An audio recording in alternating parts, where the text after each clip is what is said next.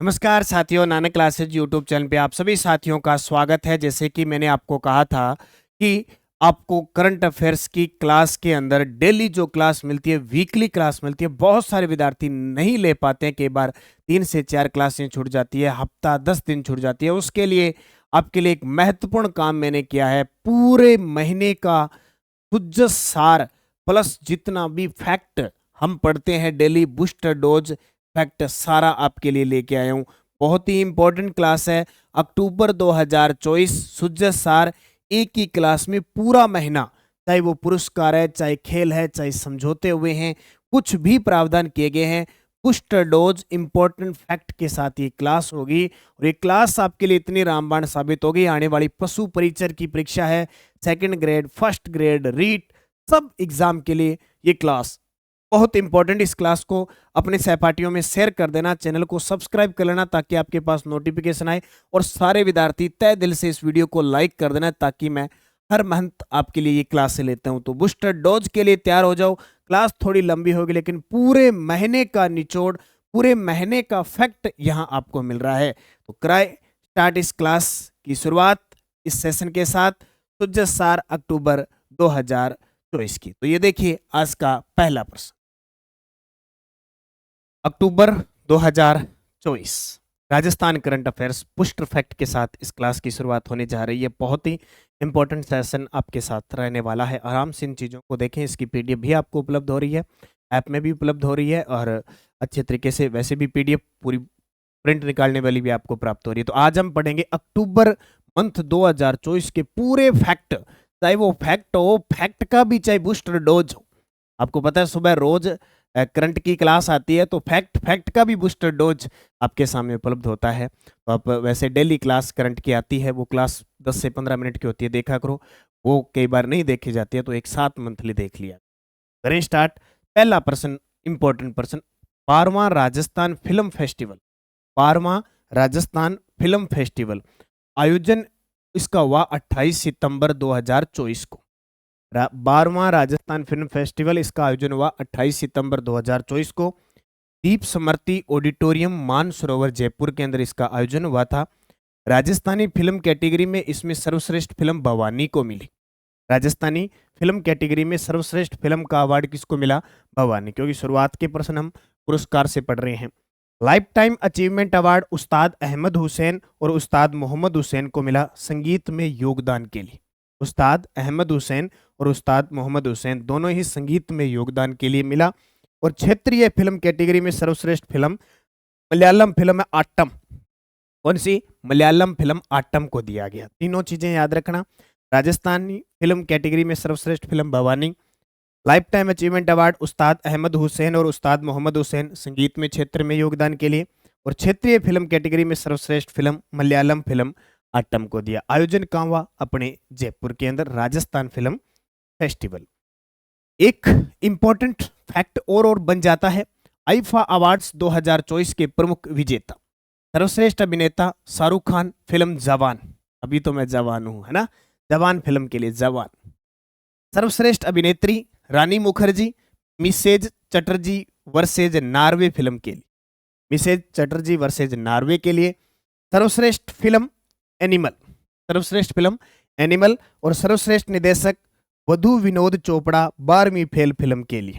देखी होगी आपने, बहुत ही मोटिवेट फिल्म है 12वीं फेल। जिसने नहीं देखी जरूर देखें भाई। और 54वां दादा साहब फाल्के पुरस्कार, दादा मिथुन दादा, इसको मिथुन दादा, मिथुन चक्रवर्ती। बहुत ही आसान है, ये नंबर याद रखना।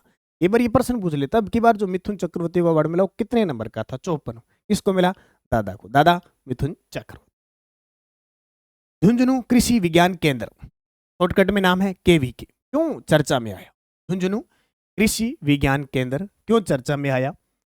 क्योंकि राष्ट्रीय उत्कृष्ट कृषि विज्ञान केंद्र पुरस्कार मिला है। हाल ही में राष्ट्रीय उत्कर्ष कृषि विज्ञान केंद्र केवीके पुरस्कार किसको मिला है? झुंझुनू कृषि विज्ञान केंद्र को।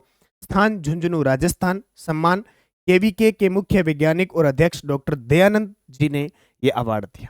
सीधा सिंपल प्रश्न है कि राजस्थान के किस कृषि विज्ञान केंद्र को राष्ट्रीय उत्कर्ष कृषि विज्ञान केंद्र पुरस्कार दिया गया? मैं आपको बता देता हूं, राजस्थान का प्रथम कृषि विज्ञान केंद्र पूछे, राजस्थान का प्रथम कृषि विज्ञान केंद्र पूछ ले तो आपका उत्तर आएगा फतेहपुर सीकर के अंदर है। कहां पे? फतेहपुर सीकर में, फतेहपुर सीकर के अंदर है। प्रमुख कार्य किसके लिए दिया गया? तो उन्नत किस्म के बीजों का उत्पादन और वितरण, विभिन्न राज्यों में उच्च गुणवत्ता वाले बीजों की आपूर्ति इनके द्वारा की गई। विशेष योगदान आधुनिक खेती की तकनीकों के प्रशिक्षण, किसान मेले, गोष्ठी और प्रशिक्षण कार्यक्रम के। उपलब्धि सितंबर 2024 में दिल्ली में आयोजित एक समारोह में केंद्रीय कृषि सचिव द्वारा यह पुरस्कार दिया गया। इसको झुंझुनू कृषि विज्ञान है केंद्र। कंप्लीट। दूसरा प्रश्न, ग्राम पंचायत सांकड़ा सरपंच उषा कंवर। ग्राम पंचायत है सांकड़ा, उसकी सरपंच है उषा कंवर। क्यों चर्चा में आई? क्योंकि चर्चित व्यक्ति हमारे लिए बहुत इंपॉर्टेंट है। कोई भी एग्जाम हो, चर्चित व्यक्ति का टॉपिक होता ही होता है फिक्स। पद सरपंच, ग्राम पंचायत सांकड़ा, पंचायत समिति सांकड़ा। सम्मान अहिंसा समरसता अवार्ड, इन्हें नई दिल्ली के अंदर अहिंसा समरसता अवार्ड दिया। याद रखना। पुरस्कार का कारण क्या है? कि ग्राम पंचायत में समरसता, अहिंसा और विकासात्मक योजनाओं के सफल क्रियान्वयन के लिए। देखो अलग अलग टाइप के सरपंच होते हैं। अभी अगले साल चुनाव होने वाले हैं सरपंच की। सरपंचों की भी अलग अलग कैटेगरी होती है। कई सरपंचों के, कई ग्राम पंचायत वाले। देखो अगर आपको सरपंच को सशक्त बनाना है, उसे काम करवाना है ना, तो आपको मिलजुल के पहले सरपंच की बाटी नहीं मांझनी। मतलब जब सरपंच खड़ा हो जाता है तो उसके इतने पैसे लगवा दिए जाते हैं कि अगले 5 साल वो अपने पूरे करता है, आपकी झोली में कुछ नहीं आता। आप ऐसा सरपंच चुनो जो निःशुल्क, मतलब उसका पैसा नहीं लगे। अगर आप 50 लाख, 60 लाख, 80 लाख, कहीं कहीं करोड़ करोड़ रुपए लगा देते हो तो 5 साल में भाई सरपंच क्या करेगा? ये सोचो। होगा ना? तो ये भैया आपको ध्यान रखना है। वही सरपंच कामयाब होते हैं जो हिसाब सर के पैसे लगा के जीतते हैं। फिर वो अपना घर नहीं भरता, अपना पूरा नहीं करता, फिर वो जनता के काम करता। अब उसके पैसे लगा दोगे तो वो ही करेगा। डॉक्टर हरिदास व्यास कौन है? अभी डॉक्टर हरिदास व्यास सम्मान अभ्युदय अंतर्राष्ट्रीय श्रेष्ठ साहित्य व पत्रकारिता सम्मान। डॉक्टर हरिदास व्यास जी को अभ्युदय अंतर्राष्ट्रीय श्रेष्ठ साहित्य व पत्रकारिता सम्मान मिला। दिया किसने? अंतर्राष्ट्रीय अभ्युदय संस्थान के द्वारा दिया गया। उपलब्धि साहित्य और पत्रकारिता के क्षेत्र में योगदान के लिए। साहित्य और पत्रकारिता के क्षेत्र में योगदान के लिए डॉक्टर हरिदास व्यास को अभ्युदय अंतर्राष्ट्रीय श्रेष्ठ साहित्य व पत्रकारिता सम्मान से सम्मानित किया गया। तो ये आपको याद रखना है, इंपॉर्टेंट फैक्ट में। प्रमुख कृति कथा संग्रह एक था पेड़। क्या था? एक था पेड़। नाम सुना? एक था पेड़। पेड़ तो अभी भी है, पहले भी था। अतिरिक्त सम्मान इस कृति को राजस्थान साहित्य अकादमी का रागे राघव सम्मान प्राप्त है। प्रकाशित कार्य 3 कथा संग्रह, 2 आलोचना ग्रंथ और 2 मीडिया विश्लेषण की पुस्तकें। यानी इनकी प्रमुख कृति है कथा संग्रह एक था पेड़। प्रश्न आ सकता है क्योंकि इसमें किसी भी प्रकार के टॉपिक से क्वेश्चन को उठाया जा सकता। पैलेस ऑन व्हील्स ट्रेन वर्तमान में बहुत ज्यादा चर्चा के अंदर और गर्व की बात भी है हमारी। सम्मान वर्ल्ड बेस्ट लग्जरी ट्रेन का रीडर्स चॉइस अवार्ड मिला है कोडेनास्ट ट्रेवल मैगजीन के द्वारा। वर्ल्ड बेस्ट लग्जरी ट्रेन का रीडर्स चॉइस अवार्ड मिला है। किसने दिया है? कोडेनास्ट ट्रेवलर मैगजीन के द्वारा। क्यों? 2023 में ये दूसरे स्थान पे था। यानी जापान की एक रेल थी, वो लग्जरी में नंबर 1 थी, अब हम लग्जरी में नंबर 1 आ गए। ये संचालन, इसका संचालन करता है भारतीय रेलवे और राजस्थान पर्यटन विकास निगम आरटीडीसी। आरटीडीसी और भारतीय रेलवे के द्वारा इसका संचालन किया जाता है। इस पैलेस ऑन व्हील्स ट्रेन की शुरुआत, देखो करंट का बनता है क्वेश्चन, लेकिन ये प्रश्न लगभग आता है, 26 जनवरी 1982 को ये ट्रेन चली थी। ये लग्जरी शाही ट्रेन है, चली थी। यात्रा देखो कहां कहां, ये नई दिल्ली से चलती है, जयपुर जाती है, सवाईमाधोपुर जाती है, चित्तौड़ जाती है, उदयपुर जाती है, जैसलमेर जाती है, जोधपुर जाती है, भरतपुर जाती है, आगरा और नई दिल्ली। ये रुकने के स्टेशन है। अब आप सोचे कूद कूद के थोड़ी जाएगी बीच में जिले, रुकने का स्थल ये है। विशेषता भारत की पहली लग्जरी ट्रेन है जिसमें आधुनिक सुविधाएं और आरामदायक केबिन उपलब्ध है।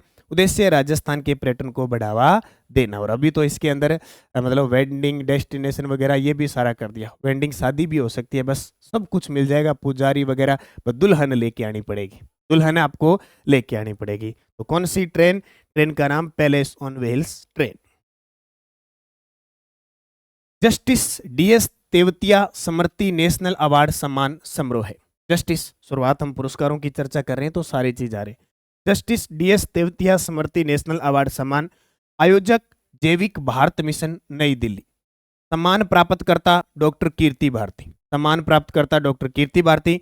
सम्मान का कारण क्यों मिला, तो बाल विवाह निरस्त और रोकथाम की मुहिम। डॉक्टर कीर्ति भारती अब तक 50 बाल विवाह निरस्त करवा चुकी है, यानी निरस्त ही करवा चुकी है, और 2000 प्लस बाल विवाह है और रुकवा चुकी है, रोक के जा चुके हैं इनके द्वारा। ये बहुत बड़ा काम है, मतलब छोटा काम नहीं, हर कोई नहीं कर सकता, मतलब खुद के लिए सारे करते, लेकिन दूसरों के लिए करना। ये डॉक्टर कीर्ति भारती जोधपुर की। कौन सा इनका जिला है? जोधपुर।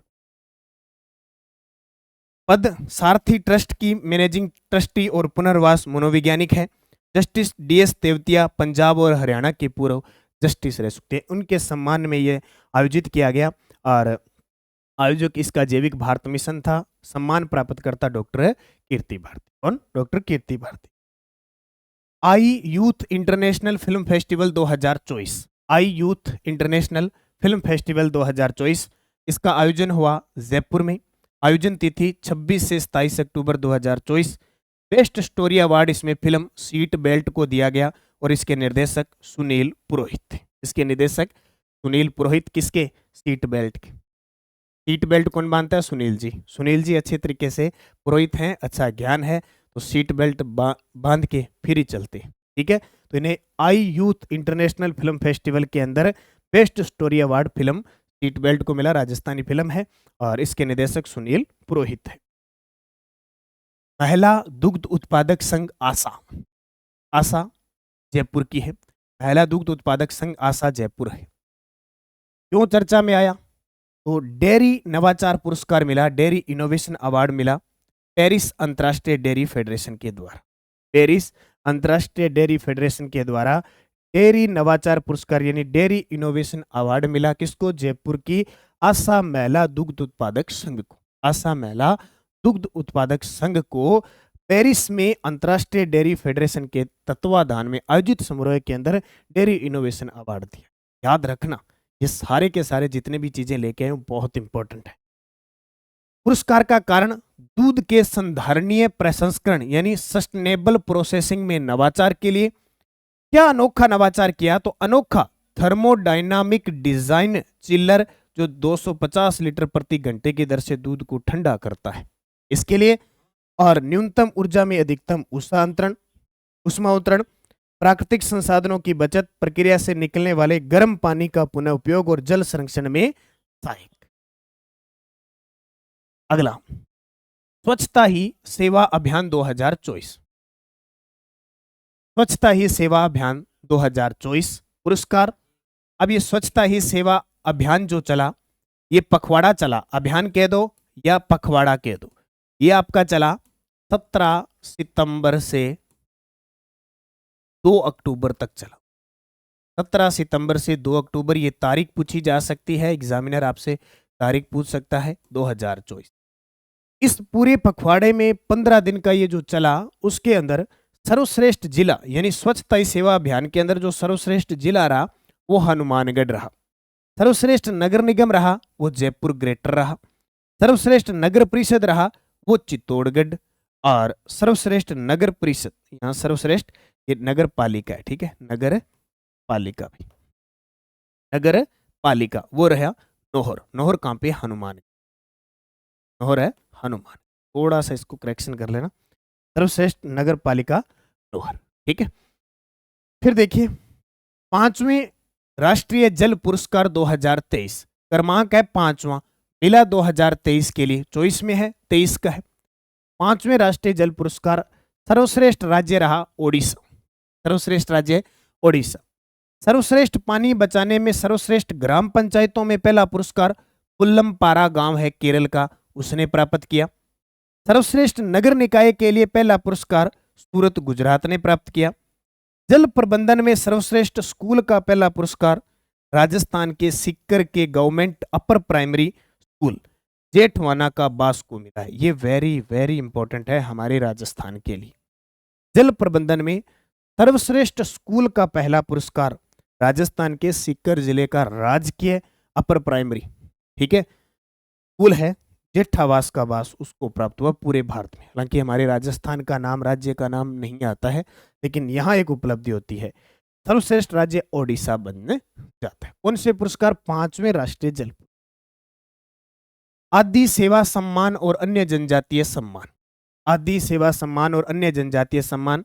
आदि सेवा सम्मान राष्ट्रपति द्वारा राजस्थान वनवासी कल्याण परिषद के उपाध्यक्ष जगदीश प्रसाद जोशी को जनजातीय क्षेत्र में उल्लेखनीय सेवाओं के लिए प्रदान की। इंपॉर्टेंट पर्सन है, राष्ट्रपति द्रौपदी मुर्मू ने राजस्थान वनवासी कल्याण परिषद की उपाध्यक्ष हैं जगदीश प्रसाद जोशी, जनजातीय क्षेत्र में उल्लेखनीय कार्य के लिए इन्हें सम्मान दिया गया, आदि सेवा सम्मान। इसके अलावा आदि रत्न गौरव सम्मान मिले, जैसे आदि गौरव सम्मान वकील राज डिंडोर, छोटी सरवन, बांसवाड़ा को दिया गया। आदि खेल रत्न गौरव सम्मान, लगाओ स्टार। जिस चीज पे मैं लगा रहा हूं इसका मतलब वो एग्जामिनर को पूछना पड़ेगा, क्वेश्चन नहीं पूछे अलग बात है, लेकिन प्रश्न आता है। आदि खेल रत्न गौरव सम्मान खिलाड़ी सुनीता मीणा उदयपुर की। कला संस्कृति गौरव सम्मान तुलसी राम गमेती और डिंपल चंडावत उदयपुर। और शिक्षा गौरव सम्मान सिमरन मीणा प्रतापगढ़। ये सारे पुरस्कार इंपॉर्टेंट है परीक्षा की दृष्टि से।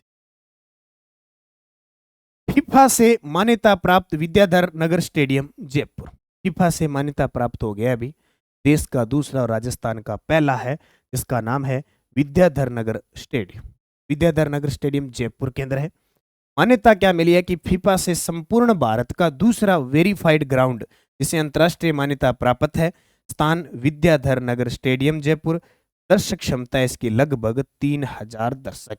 अब फीफा से संबंधित आ जाए, आप सोचोगे फीफा ये क्या आ गया, फीफा कोई फूफा आ गया क्या? नहीं, फुटबॉल की सबसे बड़ी संस्था है, फुटबॉल की अंतर्राष्ट्रीय संस्था सबसे बड़ी फीफा वर्ल्ड कप होता है ना, वो है। तो पर्सन ये भी ध्यान रखना। तो इसने मान्यता दे दी है हमारे राजस्थान जयपुर में विद्याधर नगर स्टेडियम।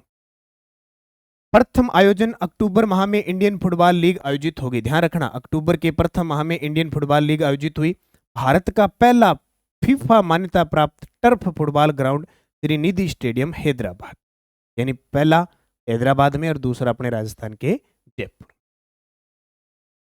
राजस्थान में नशे के खिलाफ अभियान, ये गंदा काम हो रहा है, नशा बहुत ज्यादा बढ़ रहा है। सरकार लगातार काम कर रही है, लेकिन सरकार के साथ जन सहयोग के बिना ये काम नहीं चले। ठीक है, ऑपरेशन सवेरा। ऑपरेशन सवेरा जोधपुर पुलिस रेंज में नशे के खिलाफ अभियान है, याद रखना। ऑपरेशन सवेरा जोधपुर पुलिस ने चलाया है। ऑपरेशन मानस हनुमानगढ़ में नशे के खिलाफ चल रहा है। ऑपरेशन सीमा श्री गंगानगर में नशे के खिलाफ चल रहा है।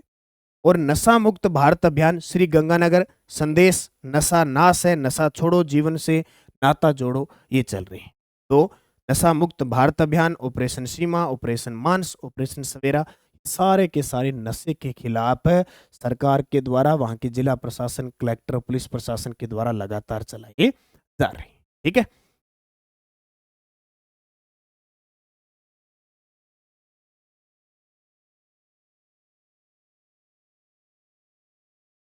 नई किरण योजना। कौन सी? नई किरण योजना, ये बहुत इंपॉर्टेंट रहेगी। आने वाले जितने भी एग्जाम है यहां से क्वेश्चन पूछा जाएगा। नई किरण योजना, इस योजना का नाम है किसके लिए? अब नई किरण कब आएगी? जब नशा छोड़ोगे, क्योंकि नहीं तो पिनक लगी रहेगी। अगर नशा, पोस्त अफीम, पोस्त शराब, कोई भी हो, अगर पी रखी है तो कुछ ही पता नहीं चलेगा क्या चल रहा है क्या नहीं। आएगी तब जब आप नशा छोड़ो। आप नहीं, जो करते हैं वो। योजना का नाम है नई किरण योजना। उद्देश्य नशा मुक्ति केंद्र स्थापित करना। नशा मुक्ति केंद्र स्थापित करना, युवाओं को तंबाकू और अन्य नशे से दूर रखना और स्वस्थ समाज का निर्माण। ये बहुत बड़ी समस्या हो चुकी है, खास करके भाई पाकिस्तान से लगने वाली जो सीमा है ना, वो खतरे से खाली नहीं है। गोलियां चले न चले, दुश्मन कभी आए ना आए, लेकिन ये दुश्मन बहुत खतरनाक पनप रहे हैं। लक्ष्य है प्रदेश के 33 सरकारी कॉलेज प्रशिक्षण, 1650 छात्रों को प्रशिक्षण मिलेगा। प्रत्येक कॉलेज से 50 छात्र चयनित होंगे। प्रस्ताव, हर सरकारी कॉलेज में नई किरण नशा मुक्ति केंद्र स्थापित किया जाए। नोट कर लेना, भी बहुत इंपॉर्टेंट। जिसके लिए छात्रों को जागरूक करना है, समाज जागरूक हो, ऐसे प्रश्न एग्जामिनर पूछता है। आप सोचते हो ना सर ये प्रश्न एग्जामिनर ने क्यों दिया? क्यों दे भाई? अब ये प्रश्न देगा और किसी विद्यार्थी का गलत हो तो उसके दिमाग में चलेगा कि नई किरण नशा मुक्ति, नई किरण नशा मुक्ति। ठीक है किसके लिए? सरकारी कॉलेज के लिए। ये भी ध्यान रखना, किसके लिए? सरकारी कॉलेज।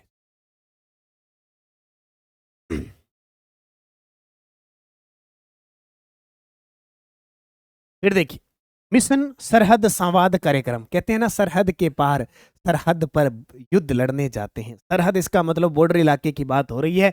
अभियान का नाम है मिशन सरहद संवाद। शुरुआत जिला कलेक्टर नर्मदा वृष्णि की पहल पर। कहाँ की कलेक्टर? बीकानेर। बीकानेर ये जो सीमा बनाता है वो पाकिस्तान की सीमा बनाता है।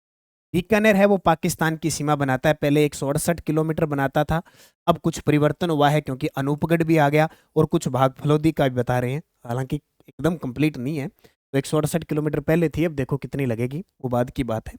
उद्देश्य सीमांत क्षेत्र में रहने वाले लोगों को मुख्य धारा से जोड़ना, क्योंकि हम बॉर्डर एरिया में रह रहे हैं, पाकिस्तान है इधर, हमारा खतरनाक दुश्मन है, और बॉर्डर एरिया के जो लोग हैं उनके साथ समन्वय बनाना बहुत जरूरी है। ठीक है, ये आपको ध्यान में रखना है। ऑपरेशन गरिमा अभियान। ऑपरेशन गरिमा अभियान, अभियान का उद्देश्य है महिलाओं की सुरक्षा सुनिश्चित करना। गरिमा, गरिमा बनाए रखो, कहते हैं ना कि भाई गरिमा बनाए रखनी चाहिए, चाहे महिला है चाहे पुरुष है, हर एक तरीके से गरिमा बनाए रखनी चाहिए। महिलाओं की सुरक्षा सुनिश्चित करना। 1 से 15 अक्टूबर 2024 को यह अभियान चला। किसने चलाया? Jaipur police commissionerate. Jaipur police commissionerate चलाया। और वर्तमान में जयपुर पुलिस के जो कमिश्नर है वो जरूर याद रखना, कौन है कमिश्नर? वो है बिज्जू। कौन है? बिज्जू जॉर्ज जोसेफ। ठीक है, वैसे बिज्जू देखो एक जानवर भी होता है, वन्य जीव है, उदयपुर जिले का वन्य जीव है। यहाँ हमारे जयपुर के बॉस हैं कमिश्नर। ऑपरेशन गरिमा अभियान। अतुल्य अलवर अभियान। भाई आजकल इतना नवाचार है कि हर जिला कोई पुरस्कार प्राप्त करने के लिए समाज की मुख्य धारा से नए नए कलेक्टर है, युवा पीढ़ी है, पढ़ी लिखी पीढ़ी का बहुत फर्क है पहले वाले और आज के अंदर नवाचार करने। अतुल्य अलवर अभियान लॉन्च हुआ 2 अक्टूबर 2024 को गांधी जयंती पर। लॉन्च किसने किया? वन व पर्यावरण राज्य मंत्री। देखो राज्य मंत्री है और इनके पास स्वतंत्र प्रभार है। जब किसी विभाग को कैबिनेट में नहीं रखा जाता है और उसे राज्य में रखा जाता है और स्वतंत्र कर दिया जाता है, वो स्वतंत्र प्रभार राज्य मंत्री होता है। तो वर्तमान में हमारे वन पर्यावरण राज्य मंत्री संजय शर्मा है। स्थान कलेक्ट्रेट अलवर। उद्देश्य शहर की साफ सफाई व्यवस्था को सुचारू रूप से बनाए रखने के लिए नवाचार पब्लिक पोर्टल और अभियान का लोगो लॉन्च किया। ठीक है, अतुल्य अलवर अभियान को संजय शर्मा ने लॉन्च किया, जो हमारे वन व पर्यावरण मंत्री हैं। और 2 अक्टूबर 2024 को स्वच्छ महात्मा गांधी। अभियान और पहल की बात करें, स्वच्छ सेवा पखवाड़ा। स्वच्छ सेवा पखवाड़ा 17 सितंबर से चला और 2 अक्टूबर 2024 तक। ये प्रश्न बहुत इंपॉर्टेंट है, यानी नरेंद्र मोदी प्रधानमंत्री जो है उनके जन्म दिवस से शुरू हुआ, महात्मा गांधी की जयंती पर समाप्त हो गया। वन्य जीव सप्ताह बना 2 से 8 अक्टूबर को। सप्ताह 2 से 8 अक्टूबर को। और समाज कल्याण सप्ताह बना 1 से 7 अक्टूबर। समाज कल्याण सप्ताह बना 1 से 7 अक्टूबर को। तीनों बातें आपको याद रखनी। विशेष पहल और अभियान, सीधी सी बात है, विशेष पहल तो चल ही रही है और सबसे बड़ी पहल हरियाणा राजस्थान। एक पेड़ मां के नाम अभियान और मुख्यमंत्री वृक्षारोपण महाअभियान। ये एक पेड़ मां के नाम, एक पेड़ मां के नाम, ये प्रधानमंत्री नरेंद्र मोदी के द्वारा लॉन्च किया गया था। सभी राज्यों में इसको अपनाया गया। राजस्थान में अब तक 7 करोड़ पौधे लगाए जा चुके, यानी इस साल 7 करोड़ का टारगेट है। हरियालो मिशन राज्य सरकार द्वारा शुरू किया गया, जिसके तहत आगामी 5 वर्षों में, अगले 5 सालों के अंदर 50 करोड़ पौधे लगाने, यानी 50 करोड़। हर साल कितने हो गए? 10 करोड़। यानी इस साल 7 करोड़ है, टोटल अगले 4 साल और है, ऐसे करके 5 में 50 करोड़ कर 50 करोड़ पौधे। कितने तो बचेंगे, हरियाला होगा कुछ ना कुछ। देखो कुछ ना कुछ करते जाओगे। कहते हैं ना कि अगर आप सफल तो होना ही होना है, अगर असफल हो गए तो आपको तजुर्बा बहुत मिलेगा। ठीक है, उससे आप कामयाब जरूर, ये ध्यान रखें। जयपुर जिले में नए पार्क। विकासकर्ता जयपुर विकास प्राधिकरण जेडीए। पार्क नगर वन तिरोता में और बायोडाइवर्सिटी पार्क नेवटा के पास। आसपास के लगभग 5 लाख की आबादी इससे लाभान्वित होगी। तो याद रखना, नगर वन जरोता में और बायोडाइवर्सिटी पार्क नेवटा के पास जिले में 2 नए पार्क स्थापित किए। नवो बाड़मेर स्वच्छता अभियान। स्वच्छ करना है, अभियान का नाम नवो बाड़मेर स्वच्छता अभियान। बाड़मेर की जिला कलेक्टर टीना डाबी है। वर्तमान में टीना डाबी का नाम आपने चर्चा में वर्तमान में बाड़मेर जिले के जिला कलेक्टर है, उनके द्वारा नवो बाड़मेर स्वच्छता, नवो यानी नया बाड़मेर, स्वच्छ रखोगे तो नया बाड़मेर सा दिखेगा। बाड़मेर को एक साफ सुथरा और मॉडल सिटी बनाना का टारगेट। ठीक है। शक्ति वंदन 2.0 अभियान, शक्ति वंदन 2.0 अभियान उद्देश्य महिलाओं और बालिकाओं को मानसिक, सामाजिक, शारीरिक, डिजिटली रूप से सशक्त बनाना और उनका आत्मविश्वास बढ़ाना, ये टारगेट। महिलाएं बालिकाएं हैं, उनको मानसिक तौर पे स्वच्छ, सामाजिक, शारीरिक, डिजिटली रूप से सशक्त करा। डिजिटल आजकल का नवाचार, और लगभग सीख जाती है लड़कियां, ज्यादा सीखती, उनका आत्मविश्वास बढ़ा। प्रारंभ जयपुर नगर निगम जो ग्रेटर है, देखो 13 नगर निगम हो चुके हैं।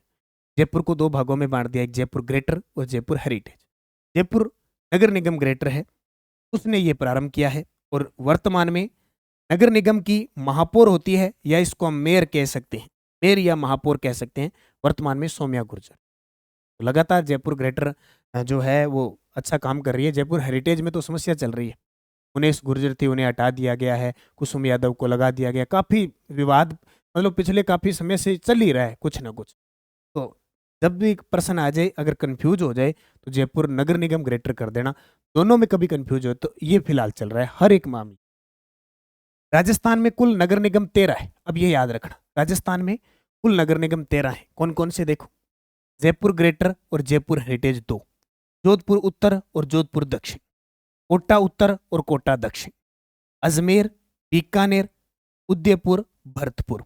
11वां बना अलवर, 11वां कौन सा बना, अलवर, पाली और भीलवाड़ा। ये 2024 में बिल्कुल ताजा, न्यू, वो कहते हैं ना न्यू, बिल्कुल न्यू है 2024 में, ये 2023 में बना।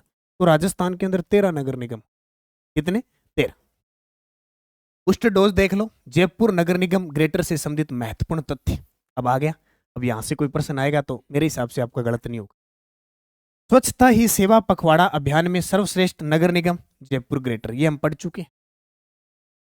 योग महोत्सव 2024 में 2 विश्व रिकॉर्ड बनाए जयपुर ग्रेटर ने। मस्ती की पाठशाला समर कैंप जयपुर नगर निगम ग्रेटर द्वारा आयोजित। वर्ल्ड सिटीज समिट WCS 2024 में भारत का प्रतिनिधित्व महापौर डॉक्टर सौम्या गुर्जर जयपुर ग्रेटर की महापौर है। और राजस्थान के सबसे स्वच्छ शहर में रैंक आई 173 में, मतलब बाकी सारे इससे नीचे है। 172 शहर भारत के अपने से ऊपर है, 173। ठीक है, बड़े शहरों। तो ये थोड़ी सी डोज याद रखना, कर दिया आगे डोज वैसे ही काम। प्रधानमंत्री जनजातीय उन्नत ग्राम अभियान योजना राजस्थान के अंदर संचालित। प्रधानमंत्री जनजातीय उन्नत ग्राम अभियान योजना, लक्ष्य जनजातीय क्षेत्रों में सामाजिक, आर्थिक और बुनियादी ढांचों का विकास करना। कहाँ, राजस्थान। राजस्थान के जिले 30, ब्लॉक 208, गांव 6019।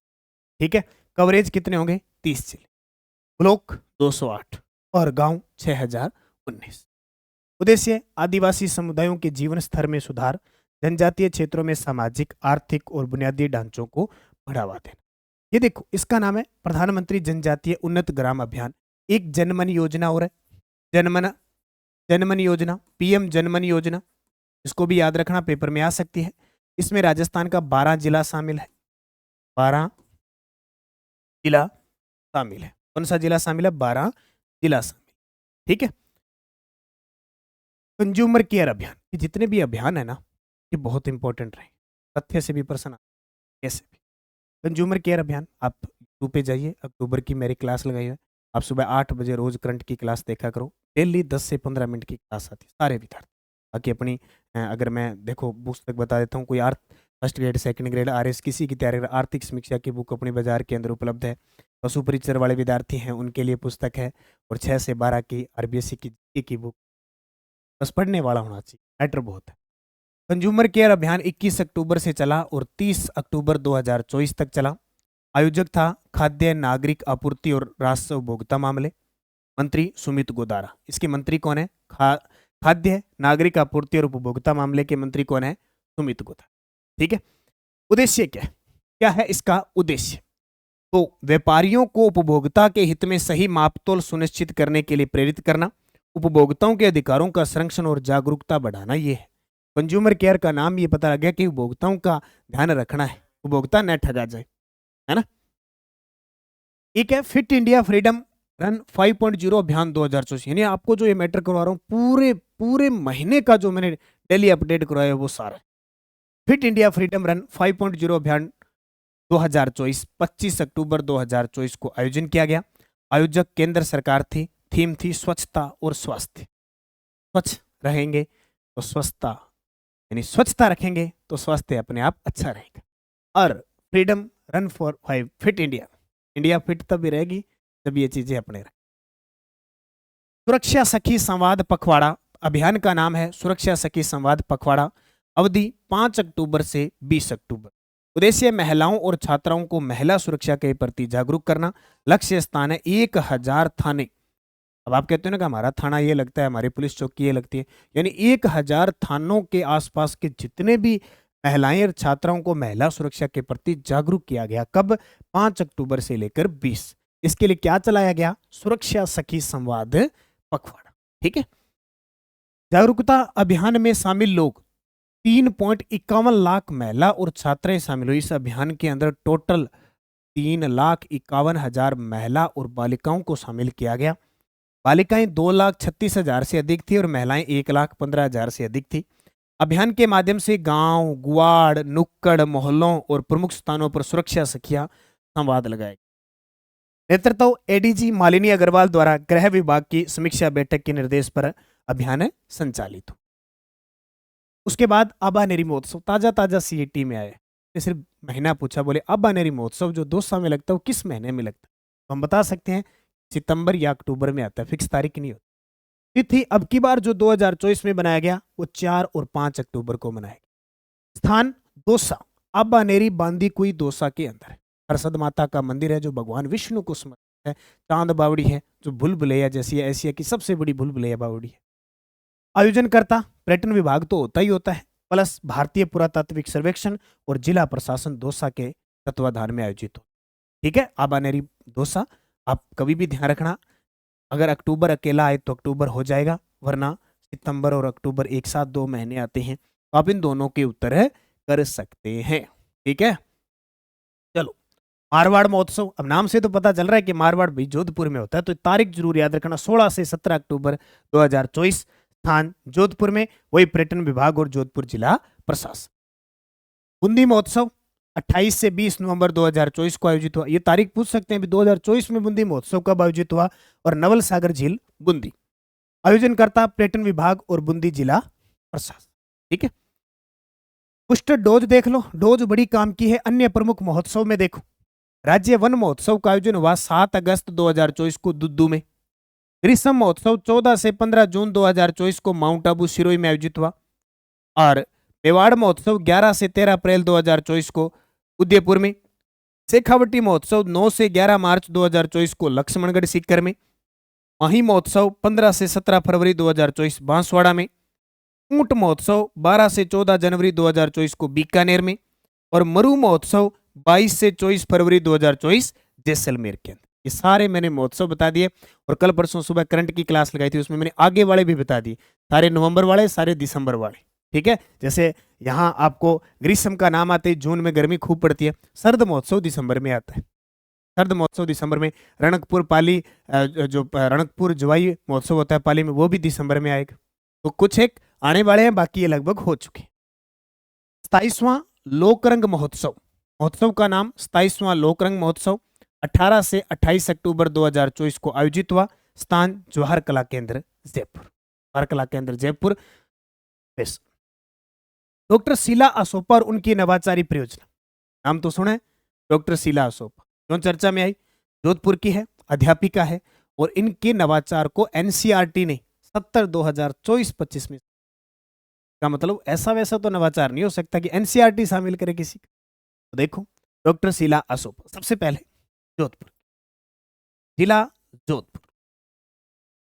प्रिंसिपल पद पे हैं राजकीय जो राव श्याम सदन जोधपुर विद्यालय है इनका। नवाचार, रुचिपूर्ण बुनियादी शिक्षा में तकनीकी का समावेश। अब पढ़ाना टीचर सारे अच्छे, अलग अलग टाइप के पढ़ाते हैं, अलग अलग टाइप का ज्ञान देते हैं, के पास अलग अलग ज्ञान है, अलग अलग तरीका है सिचुएशन के हिसाब से। इनका तरीका ये है कि शिक्षा दो, बुनियादी शिक्षा दो, हर प्रकार की शिक्षा दो, लेकिन उसमें टेक्नोलॉजी का इस्तेमाल करो। खिलाओ, स्वच्छता पे ध्यान दो बच्चों को, स्वास्थ्य का ध्यान रखो और जल संरक्षण जागरूकता की ज्ञान का नवाचार करो। ये चीज शामिल की है। राष्ट्रीय शैक्षिक अनुसंधान व प्रशिक्षण परिषद एनसीईआरटी ने 2024-25 में इस प्रोत्साहन को नवाचारी को समझा है। ठीक है, ये बहुत बड़ी बात है कि आप वर्तमान में कहाँ जी रहे हो, उस वर्तमान के साथ आपको क्या क्या ध्यान रखना है। आपको स्वच्छता का ध्यान, आपको स्वास्थ्य का ध्यान, आपको पढ़ाई भी करवानी है, आपको खेल भी करवाना है, आपको टेक्नोलॉजी का ज्ञान भी देना है, ये सारी, और जल का संरक्षण भी कर। ये इतने साथ एक साथ अगर कोई नवाचारी करता है, और आपको पता है इन्हें 2023 के अंदर राष्ट्रीय शिक्षक पुरस्कार मिल चुका है, ये भी ध्यान रखना। 2023 का राष्ट्रीय शिक्षक पुरस्कार, बहुत बड़ी बात है। राष्ट्रीय शिक्षक पुरस्कार, गजब गजब है ये प्रश्न। उड़ान योजना, उड़े देश का आम नागरिक। अब उड़ता है, सस्ती सुविधाएं उपलब्ध हो कि हर एक इंसान गाड़ी में बैठे नहीं, जहाज में बैठे। शुभारंभ हुआ 21 अक्टूबर 2016 को। अब ये मैंने उस समय करवाया था जब 21 अक्टूबर आई थी, याद दिलाई थी भी उड़ान योजना शुरू करने वाले थे प्रधानमंत्री जी। उद्देश्य क्षेत्रीय हवाई संपर्क को बढ़ावा देना और आम लोगों के लिए हवाई यात्रा को सस्ती बनाना। प्रथम उड़ान 27 अप्रैल 2017 को शिमला से दिल्ली गई थी। परिवर्तन, आज देश के सभी राज्यों और केंद्र शासित प्रदेशों में एयरपोर्ट स्थापित हो चुके, जैसे अपने राजस्थान में 22 हवाई पट्टियां हैं, 22 हवाई पट्टी। राजस्थान में प्रथम फ्लाइंग अकादमी का उद्घाटन। उड़ान योजना के तहत हमने क्या करना है कि फ्लाइंग अकादमी बनाई है, ये अपने पहले पायलट तो तैयार करें, कुछ चलाई थी कामयाब नहीं हुई थी, अब पायलट तैयार करें। वो 4 अगस्त 2024 को राजस्थान में प्रथम फ्लाइंग अकादमी का उद्घाटन किया, किशनगढ़ अजमेर में। मुख्यमंत्री भजनलाल शर्मा ने इसका उद्घाटन किया था। राजस्थान सरकार द्वारा योजनाओं का नाम परिवर्तित और मर्ज, लगाओ भाई स्टार। मैं कहता हूं घुमा फिरा के फुल बार बार ये प्रश्न एग्जामिनर विद्यार्थी को याद करवाएगा, क्योंकि विद्यार्थी ढंग से इस प्रश्न को याद नहीं करेगा, क्योंकि 5 आता है इंदिरा गांधी वाली है कौन सी, एकदम प्रश्न देगा ना कौन सी नहीं है, कौन सी है, कौन सा कथन है, तब याद होगी आपकी। फिलहाल मेरे करवाने से मुझे पता है याद नहीं करो, देख लो याद कर लिया वो पक्का प्रश्न, यहां मैंने स्टार लगा दी। राजस्थान सरकार द्वारा योजनाओं का नाम परिवर्तित कर दिया, क्यों का क्यों को मर्ज कर दिया। देखो, मुख्यमंत्री नारी शक्ति प्रशिक्षण व कौशल संवर्धन योजना, नाम देख लो, मुख्यमंत्री नारी शक्ति प्रशिक्षण व कौशल संवर्धन योजना। पहले इसका नाम था इंदिरा महिला शक्ति प्रशिक्षण तथा कौशल संवर्धन योजना और इंदिरा महिला शक्ति उद्यम प्रोत्साहन योजना। ये जो योजना थी कौन सी, इंदिरा महिला शक्ति प्रशिक्षण और कौशल संवर्धन योजना। घबराने की जरूरत नहीं है, बहुत आसान है। इंदिरा को हटाया है, उसकी जगह मुख्यमंत्री लिखा है, आप सोचोगे पता नहीं क्या है। और दूसरा इंदिरा महिला शक्ति उद्यम प्रोत्साहन योजना है। अब देखो, महिला शक्ति उद्यम और कौशल एक ही होते हैं, प्रशिक्षण क्या है अलग अलग बना रखे हैं, इनको इकट्ठा कर दिया मुख्यमंत्री, इसको इकट्ठा कर दिया। तो घबराना नहीं है, यहां भी इंदिरा है यहां भी इंदिरा है, बोले इंदिरा हटाओ, हमारा राज है इंदिरा हटा दो, हटा दिया जी, दोनों हटा के एक ही बना दी नारी शक्ति। नारी शक्ति वैसे आयरन लेडी कहते हैं इंदिरा गांधी को, बोले इंदिरा नाम नहीं आना चाहिए, कुछ ही लिख दो, मुख्यमंत्री नारी शक्ति प्रशिक्षण व कौशल संवर्धन योजना। 2, कालीबाई भील महिला संबल योजना में मर्ज की गई प्रमुख योजना। यहां से टपकेगा प्रश्न, कालीबाई भील महिला संबल योजना में मर्ज कर दी। देखो, कालीबाई को फुल पावर बना दिया, बोले कालीबाई जी आपने 13 साल की उम्र में अपने अध्यापक को बचाकर खुद शहीद हो गई थी। शिक्षा सेतु योजना, इंदिरा महिला शक्ति उड़ान योजना, ये वही निःशुल्क सैनिटरी नैपकिन वाली, इंदिरा महिला शक्ति जागरूकता शिक्षा कार्यक्रम और इंदिरा महिला और बाल विकास शोध संस्था। यहां थोड़ी सी गड़बड़ मत कर। शिक्षा सेतु योजना, उड़ान योजना, शक्ति जागरूकता योजना और महिला व बाल विकास शोध संस्थान, इन सब का अब एक ही नाम हो गया, वो है कालीबाई भील महिला संबल योजना मर्ज की। ये प्रश्न अच्छे तरीके से, ठीक है। पन्नाधाई सुरक्षा व सम्मान योजना, एक और देख लो भाई, पूर्व नाम था इंदिरा महिला शक्ति सम्मान व प्रोत्साहन योजना और इंदिरा महिला शक्ति केंद्र, इनके नाम भी पन्नाधाई के नाम पे कर दिया। अब पन्नाधाई का नाम आता ही, पन्नाधाई कौन थी, जिन्होंने सिंह को बचाया, चंदन का बलिदान दिया, अपने पुत्र का बनवीर से बचाया। उनके नाम पे 2 योजनाएं, एक तो पन्नाधाय के नाम पे पन्नाधाय सुरक्षा सम्मान योजना, एक मुख्यमंत्री बाल गोपाल योजना है, उसका नाम बदल कर क्या कर दिया, पन्नाधाय बाल गोपाल योजना। वेरी वेरी इंपॉर्टेंट आएंगे ये। इंदिरा गांधी के जितने भी कम से कम 7 योजनाएं, 7 को मर्ज कर दिया या नाम चेंज कर दिया, अच्छे तरीके से याद रखना। पन्नाधाय सुरक्षा व सम्मान योजना, ये पहले किस नाम से चल रही थी, इंदिरा महिला शक्ति सम्मान तथा प्रोत्साहन योजना और इंदिरा महिला शक्ति केंद्र। मतलब यहाँ क्या हुआ, एक तो प्रोत्साहन योजना और एक शक्ति केंद्र इंदिरा गांधी के नाम पे, उनको सेट कर दिया। ठीक है, याद रखना। अगला, अब भाई शिक्षा सेतु योजना को चेंज किस में कर दिया, कालीबाई भील महिला संबल योजना में समाहित कर दिया। तो बनती है योजना के बारे में जानकारी, तो बनती है, क्या बनती है, शुरुआत 2019-20। उद्देश्य, विद्यालय से ड्रॉप आउट हो चुकी बेटियों और औपचारिक शिक्षा से वंचित महिलाओं को राजस्थान स्टेट ओपन स्कूल के माध्यम से माध्यमिक और उच्च माध्यमिक शिक्षा से, क्या कह रहा है कि विद्यालय से ड्रॉप आउट हो चुकी बेटियों और औपचारिक शिक्षा से वंचित महिलाओं को राजस्थान स्टेट ओपन स्कूल के माध्यम से, कहते हैं ना ओपन से की है, मैंने 10वीं की है, ओपन से 12वीं की है, ये राजस्थान स्टेट ओपन स्कूल के माध्यम से माध्यमिक और उच्च माध्यमिक शिक्षा से जोड़ना। देखा होगा आपने, कहते मैंने 10वीं से स्टेट ओपन से किया, राजस्थान स्टेट ओपन से, मैंने 12वीं की है, उनको पढ़ाना। मर्ज की गई योजना अब कालीबाई भील महिला संबल योजना में इसको डाल दिया। एग्जामिनर पूछ सकता है भाई हमने इसमें डाल दिया, ये हमने पहले कब चलाई थी, 2019, पहले पता नहीं था, अब मर्ज करते ही पता लग गया।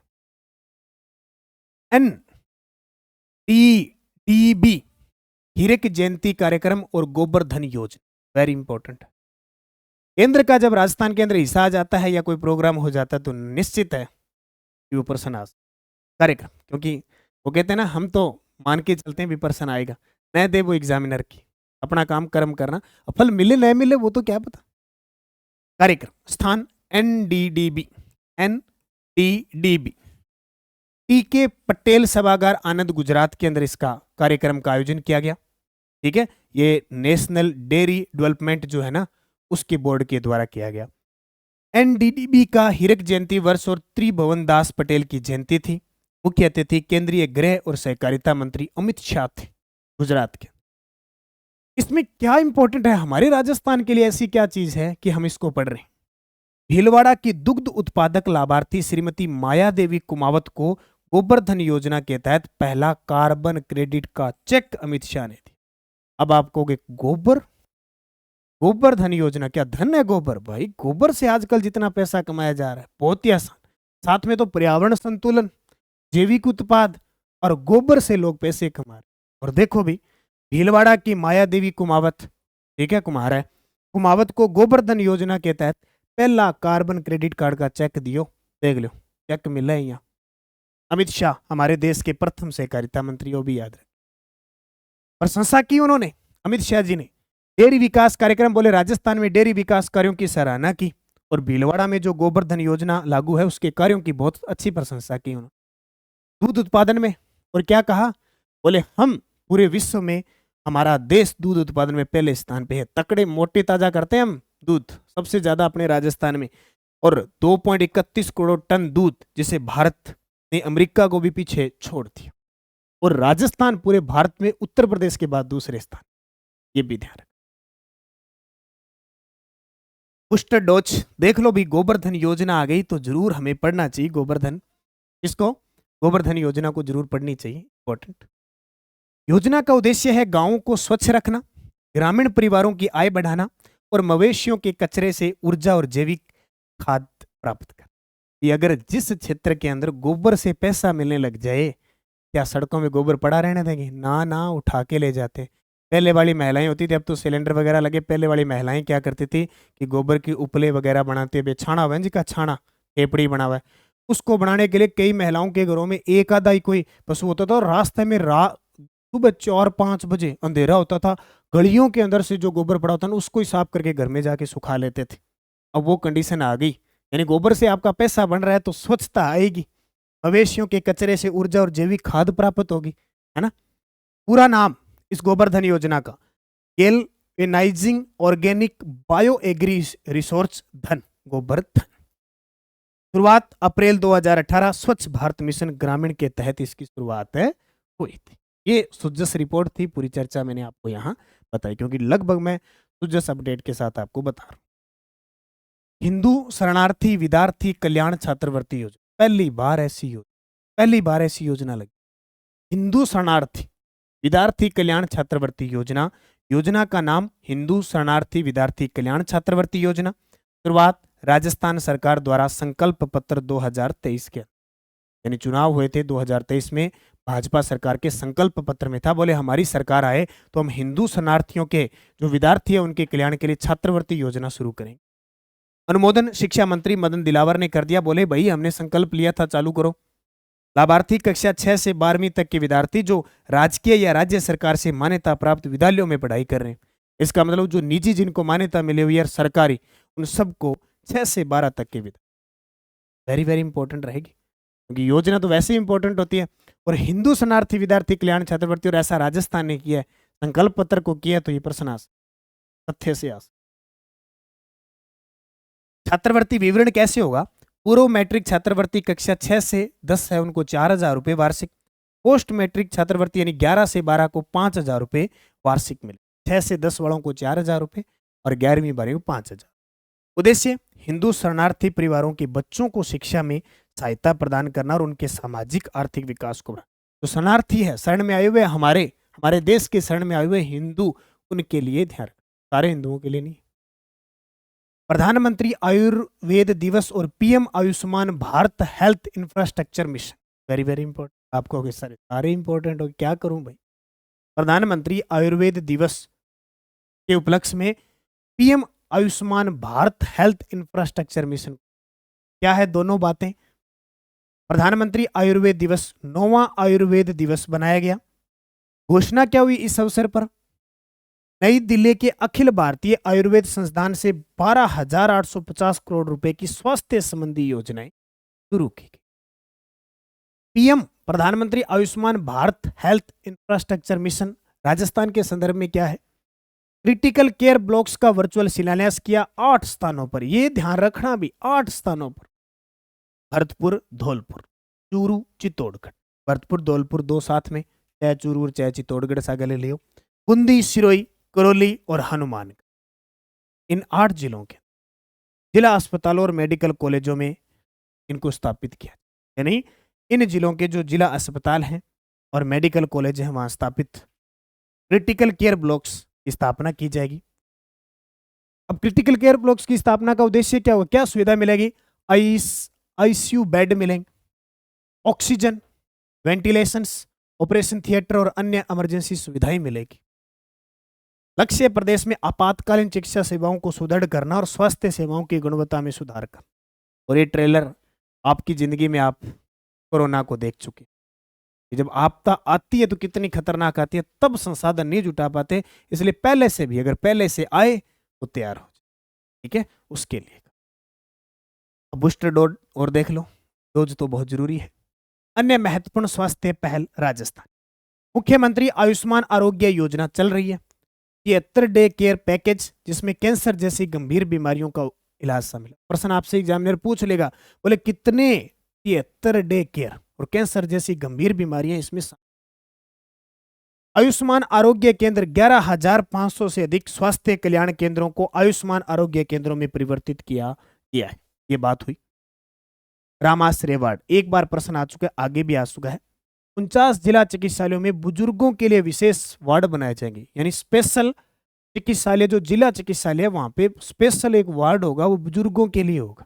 सरकार बोल रही है कि राजस्थान के अंदर, भारत के अंदर युवा आ रहे हैं, बुजुर्ग जा रहे हैं, रुड़ते जा रहे हैं, उनको रोको जितना रोका जा सकता है, क्योंकि बुजुर्ग काम आएंगे।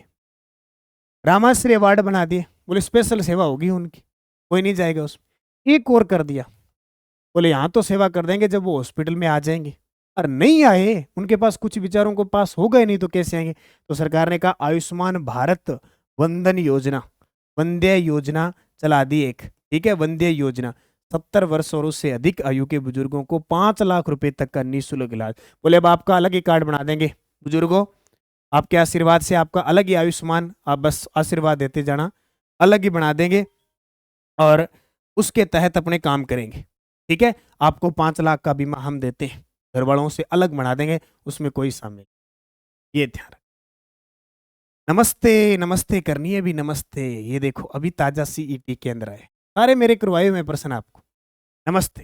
शुरुआत मुख्यमंत्री द्वारा सफाई मित्रों की सुरक्षा को प्राथमिकता देने के उद्देश्य से शुरू।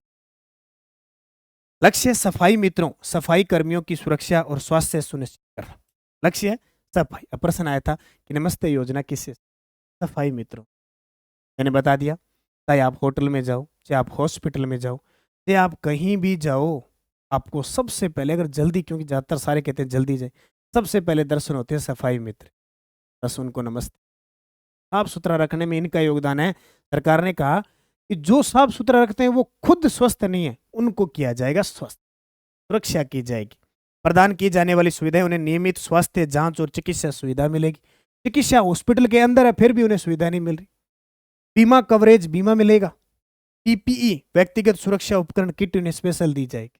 ये बहुत अच्छी बात है। क्या करनी है? नमस्ते किसको? सफाई वालों।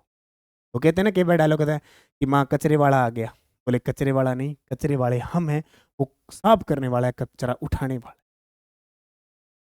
केवलादेव राष्ट्रीय पक्षी उद्यान भरतपुर में पर्यटकों को आकर्षित करने की पहल। पर्यटक तभी आएंगे जब कुछ देखने को मिले। यहाँ आते हैं, केवलादेव भरतपुर के अंदर है, साइबेरियन सार्स आते हैं।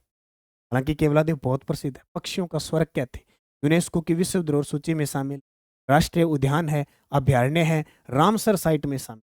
साइबेरियन सार्स पर्यटकों का कुछ दिन हो गए आए नहीं, परेशान हो गए केवलादेव वाले, बोले पर्यटक नहीं आए क्योंकि सार्स नहीं आए साइबेरियन देखने के लिए।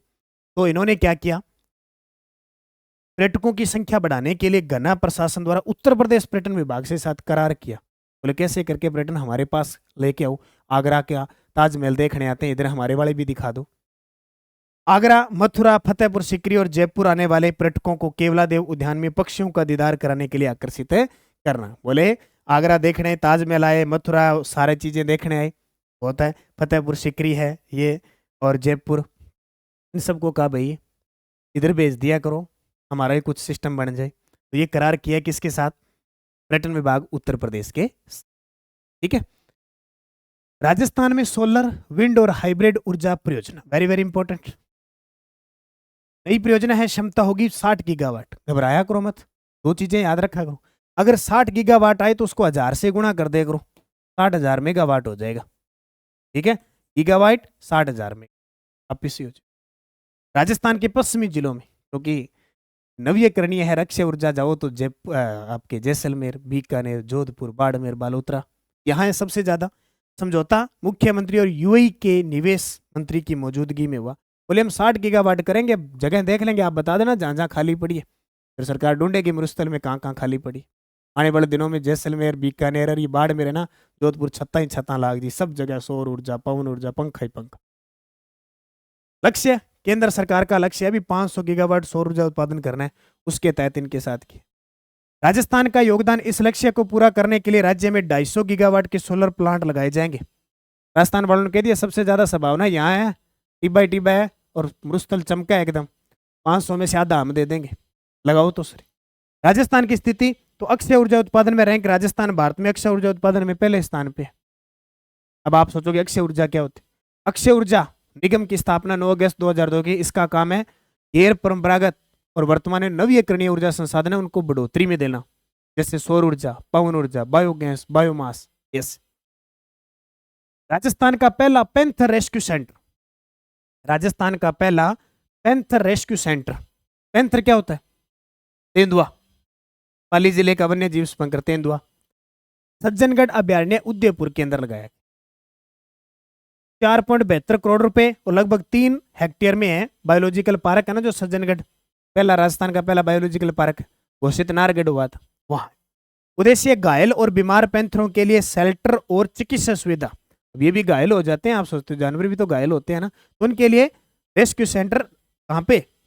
और एक और देखो, यह है समझौता राजस्थान राज्य सड़क विकास व निर्माण निगम RSRTDC के साथ है हुआ है। जोते बिना काम चलता है नहीं, अकेले क्या क्या कर ले। खाद्य उत्पादों पर छूट राजस्थान, ये प्रश्न लगभग आता है। 2 अक्टूबर महात्मा गांधी की जयंती से लेकर 30 जनवरी 2025 महात्मा गांधी की पुण्यतिथि तक राजस्थान में खादी से बने जो उत्पाद है उन्होंने 50% की छूट है कि खादी से बना कोई भी उत्पाद राजस्थान में बना ना, उसमें आपको 50% की छूट मिलेगी राजस्थान के अंदर। और महात्मा गांधी की जयंती पर है, महात्मा गांधी से लेकर महात्मा गांधी तक है। जाहिर सी बात है महात्मा गांधी को खादी पसंद था, खादी के वस्त्र पहनते थे, कपड़े बुनते थे, तो खादी वस्त्रों को क्या करना, प्रोत्साहित करने के लिए शुरू की। तारीख याद रखा, ये पूछेगा खादी की शुरुआत, उत्पादों पर छूट 2 अक्टूबर। गांधी वाटिका, गांधी दर्शन म्यूजियम, सेंट्रल पार्क जयपुर, ये पक्का ही आना है, मतलब कोई रोक नहीं सकता। और ऑप्शन चारों ही जयपुर होंगे, बस सेंट्रल पार्क याद रख लेना। ऑप्शन होगा सेंट्रल पार्क, जवाहर कला केंद्र, सिटी पार्क, प्रताप नगर, मानसरोवर, ऐसे ऑप्शन। सिटी याद रखना, सेंट्रल पार्क याद रखना, महात्मा गांधी सेंटर, सेंटर महात्मा गांधी बस। शुरुआत की तिथि 2 अक्टूबर 2024 को उनकी जयंती 155वीं जयंती बनाई गई थी। सेंट्रल पार्क जयपुर में 85 करोड़ रुपए से बना था। राजस्थान में तीसरी राष्ट्रीय लोक अदालत, और परसों ही मैंने आपको डेली क्लास में करवाया कि राजस्थान यूपी के बाद सबसे ज्यादा राष्ट्रीय लोक अदालत में 1.90 करोड़ मामले निपटाने में दूसरे स्थान। तो तीसरी राष्ट्रीय लोक अदालत का आयोजन राजस्थान हाईकोर्ट, जोधपुर और जयपुर पीठ, प्रदेश की अधीनस्थ न्यायालय शामिल होती है इसमें। बेंचेज की संख्या 514। उद्देश्य आम लोगों को सस्ता, सुलभ और त्वरित न्याय प्रदान करना। क्योंकि देखो अपना राजस्थान हाईकोर्ट है जोधपुर, 50 न्यायाधीश होने चाहिए वहां पे, मुख्य न्यायाधीश समेत, वर्तमान में 32 ही। और आए दिन मामले इतने पेचीदे, इतना सिस्टम होता है, कभी गवाह भाग गया, कभी गवाह मुकर गया, कभी गवाह को मार दिया, कभी आगे पेशी होगी, कभी मामला सल्ट गया, कभी वापस आ गया, चलते रहते। तो फिर ये हर साल लोक अदालतें लगती है और इसमें मामले सल्ट। रालसा, अब केंद्र में नालसा और राज्यों में रालसा होती। रालसा के वर्तमान अध्यक्ष है जस्टिस पंकज भंडारी, राजस्थान हाईकोर्ट में न्यायाधीश हैं। अब तक 2024 में 13 जुलाई 2024 को पहली राष्ट्रीय लोक अदालत यानी दूसरी हुई, 512 बेंचों का गठन हुआ। और पहली हुई थी 9 मार्च 2024 को, 499 बेंचों का गठन। तो पहली 499, दूसरी 512 और तीसरी 514। ये बेंचेस का क्वेश्चन पूछा जाता है, आ गया ना तब पता लगेगा। इंदिरा शर्मा, राजस्थान विधानसभा की पहली महिला उपसचिव। इंदिरा शर्मा, राजस्थान विधानसभा के इतिहास की बात है, आज तक कोई महिला उपसचिव नहीं बनी, पहली बार इंदिरा शर्मा बनी है उपसचिव राजस्थान से। ठीक है, आज तक पुरुष ही बनते आए हैं, ये ध्यान। सरिस्का टाइगर रिजर्व में गांव का विस्थापन। अब भाई क्या हो रहा है कि बाघ है वो बढ़ते जा रहे हैं, ऐसे नहीं कि बाघ आ गया थोड़े से पिंजरे में डाल दिया। विचरण करने के लिए कहते हैं कि एक का कुनबा लगभग टेरिटरी आवश्यकता होती है। एक नर बाघ को 50 वर्ग किलोमीटर का क्षेत्र चाहिए, ऐसे एक को। अब देख लो, अब बाघ लगातार बढ़ते जा रहे हैं तो क्षेत्र तो और चाहिए, उतना तो काम चलेगा नहीं। अगर बाघ बढ़ा रहे हो तो क्षेत्र भी देना चाहिए। तो सरिस्का टाइगर रिजर्व है कहाँ पे, अलवर में, अलवर के अंदर है। और ये टाइगर रिजर्व बना कब, 1978 के अंदर। इसमें बाघों की संख्या 43 हो चुकी है और 18 शावकों सहित बढ़ रहे हैं। अब बढ़ रहे हैं तो इनके लिए एक नर बाघ को 50 बाघ है उसको 50 किलोमीटर का एरिया चाहिए। इसलिए बहुत सारे गांव हैं, जैसे अभी ताजा की अपडेट है कि विस्थापित गांवों की योजना कुल 29 गांव को कोर क्षेत्र में आ रहे हैं, वो वहां से विस्थापित करने। अब अपना घर है, आप तैयारी कर रहे हो, बाहर कर रहे हो, कोई कहीं कर रहे हो, आप अपने घर को छोड़ के आते हो, आपको कैसा लगता है? आपको पता है 6 महीने, साल, 3 महीने, 15 दिन बाद घर पे आना, फिर भी कैसा लगता है? लगता है ना कि वो नौकरी कर रहा है, चाहे कैसे। अब जहां स्थायी दिल लगा है, जहां जन्म हुआ है, सबको सिस्टम हुआ है, उसको उठाना बहुत दुख होता है। तो समस्या आती है सरकार के हमेशा। विस्थापित गांव अब तक 5 गांव पूरी तरह शिफ्ट हो चुके हैं, सहमति हुई है 11 गांवों की। और विस्थापन के लिए शेष गांव नाथूसर, हरिपुरा, सुकोला, काकवाड़ी, देवरी और क्रास का है, इनमें मंजूरी चल रही है। तो ये समस्या है, कोई विवाद चल रहा है, कुछ और चल रहा है, ये हटाए जा रहे हैं। अभी सुप्रीम कोर्ट ने भी एक मामले में दिया था, सीएटी में प्रश्न आया था, बोले कौन से टाइगर रिजर्व के अंदर सुप्रीम कोर्ट ने कहा कि आप इस क्षेत्र को बढ़ाइए, अवैध खनन को हटाइए और करिए, वो सरिस्का था ये प्रश्न। क्लीनमैक्स का नवीनीकरण ऊर्जा करार।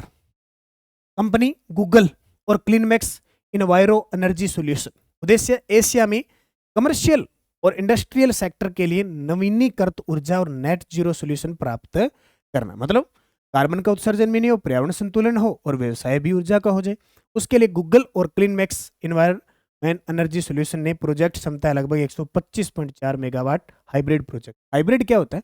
फिक्स सौर ऊर्जा, पवन ऊर्जा, ये सारे स्थान और देखो, अब इसने क्लीनमैक्स ने जो किया है, करार किया है गूगल के साथ, उसमें राजस्थान में 66 मेगावाट का सौर ऊर्जा प्लांट लगेगा। बहुत इंपॉर्टेंट पर्सन है। कहाँ लगेगा अभी कोई फिक्स नहीं।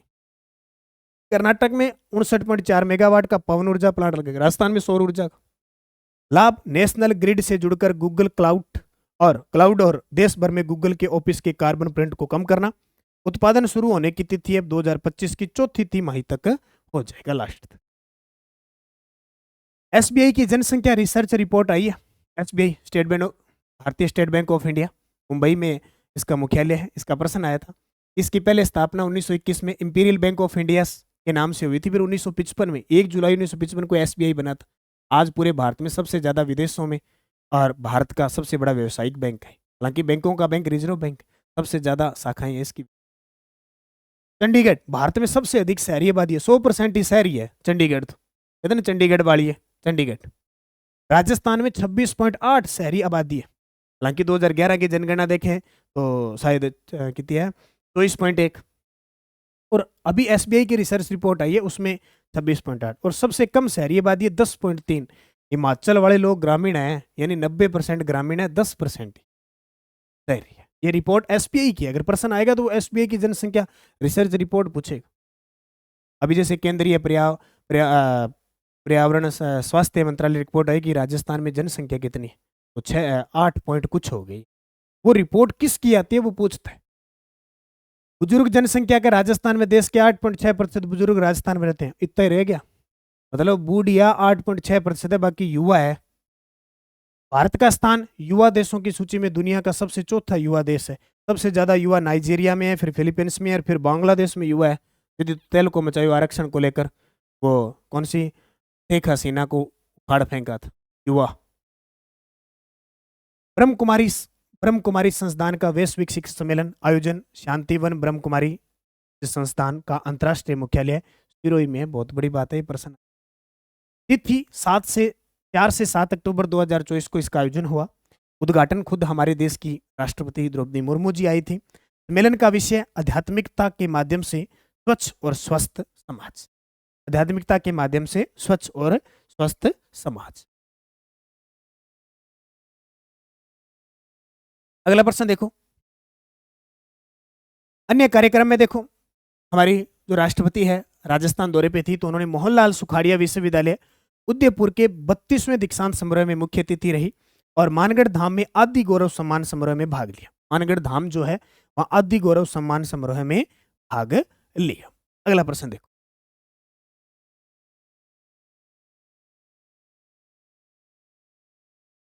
डीआरडीओ का very short range air defence system missile परीक्षण। डीआरडीओ का very short range air defence system missile परीक्षण। तिथि 5 अक्टूबर 2024 को। परीक्षण स्थान Pokhran field firing range Jaisalmer. Launch platform Odisha के तट से सुखई 30 MK1 फाइटर प्लेन से लॉन्च किया गया। उद्देश्य हवाई हमले के खतरे से निपटने के लिए एक अचूक हथियार। ठीक है। नाहरगढ़ टाइगर सफारी का शुभारंभ। नाहरगढ़ टाइगर सफारी का शुभारंभ।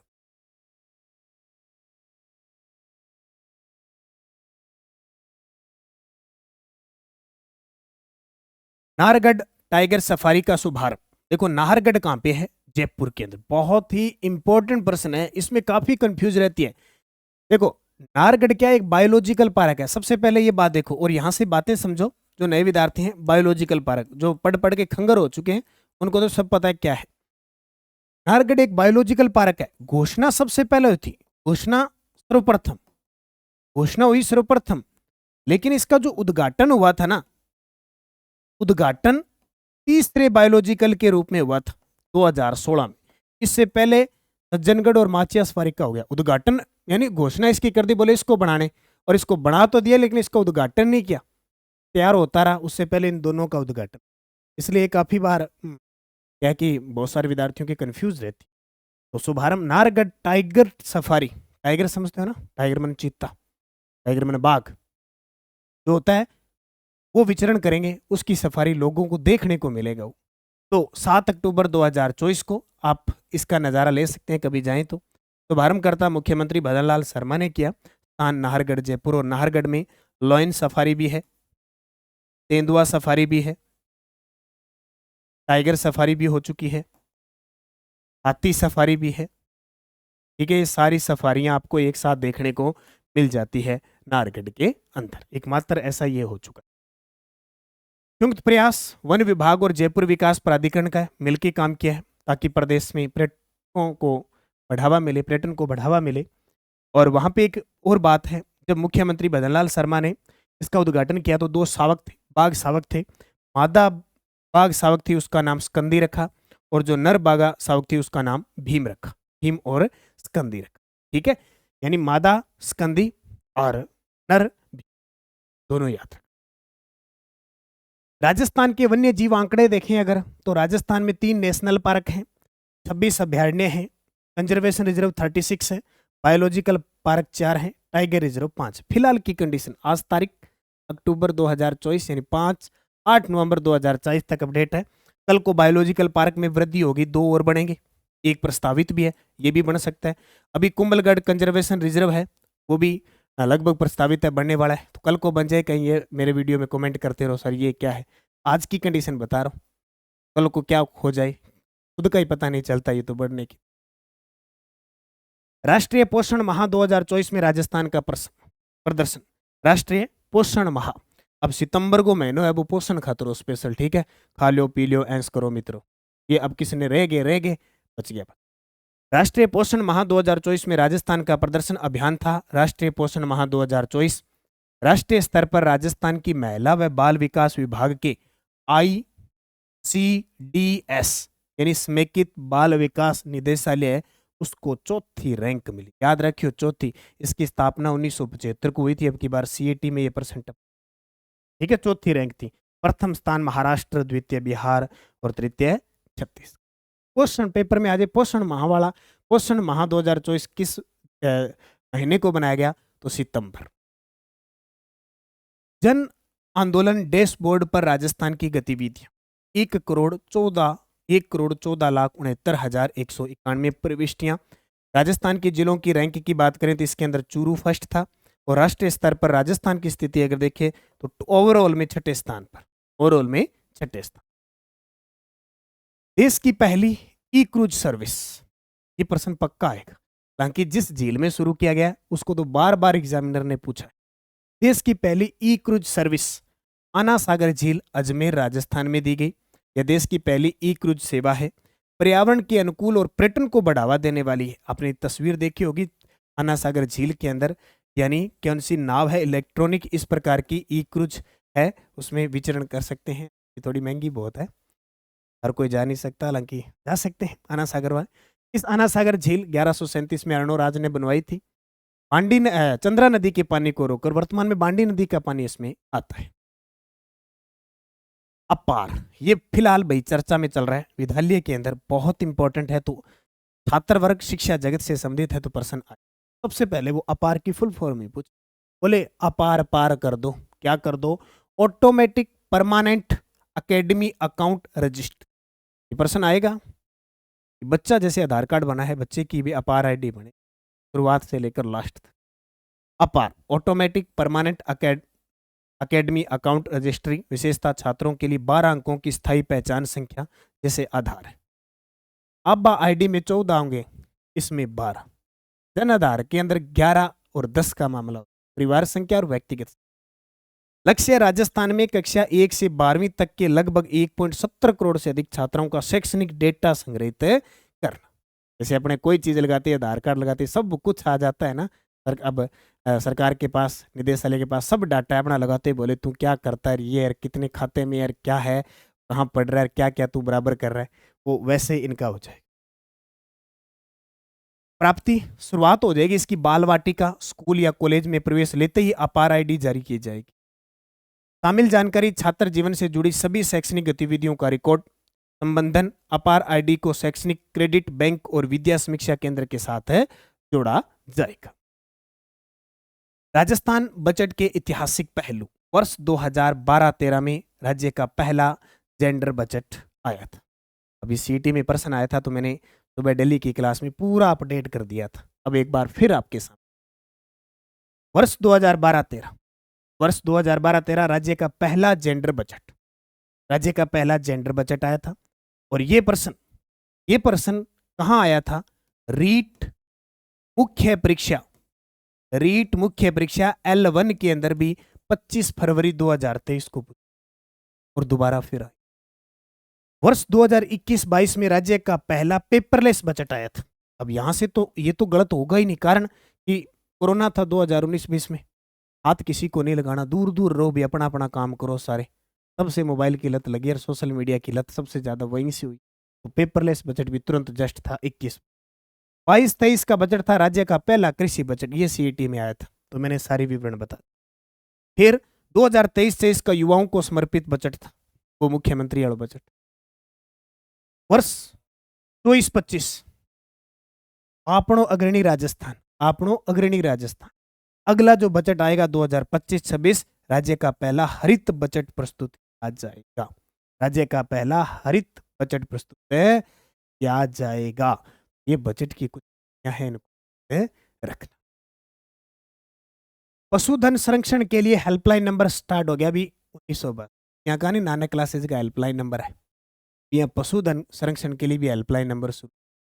पशु बीमार और है, घायल अवस्था में, तो 62 पे कॉल करनी, ठीक है। हेल्पलाइन नंबर 1962, बीमार पशुओं के इलाज के लिए सहायता।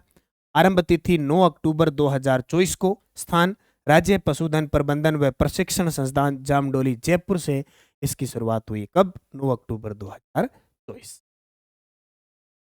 ये देखो भी, रूप कंवर सती कांड और राजस्थान सती निरोधक कानून।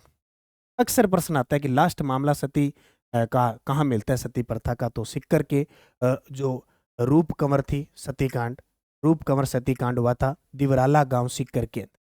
अब ये मामला और आया है। अभी मामला क्यों चर्चा में है? क्योंकि अभी सुप्रीम कोर्ट ने जो अपराधी थे उनको बरी किया गया है।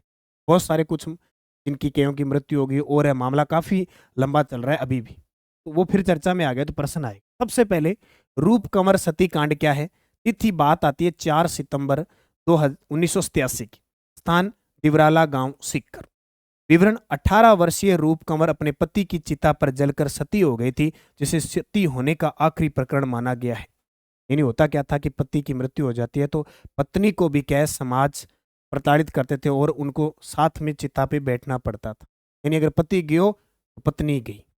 ये वहां महिमा मंडन चिता स्थल पर 16 सितंबर 1987 को चुनरी महोत्सव भी आयोजित किया गया, जिसमें लाखों लोग शामिल हो गए थे।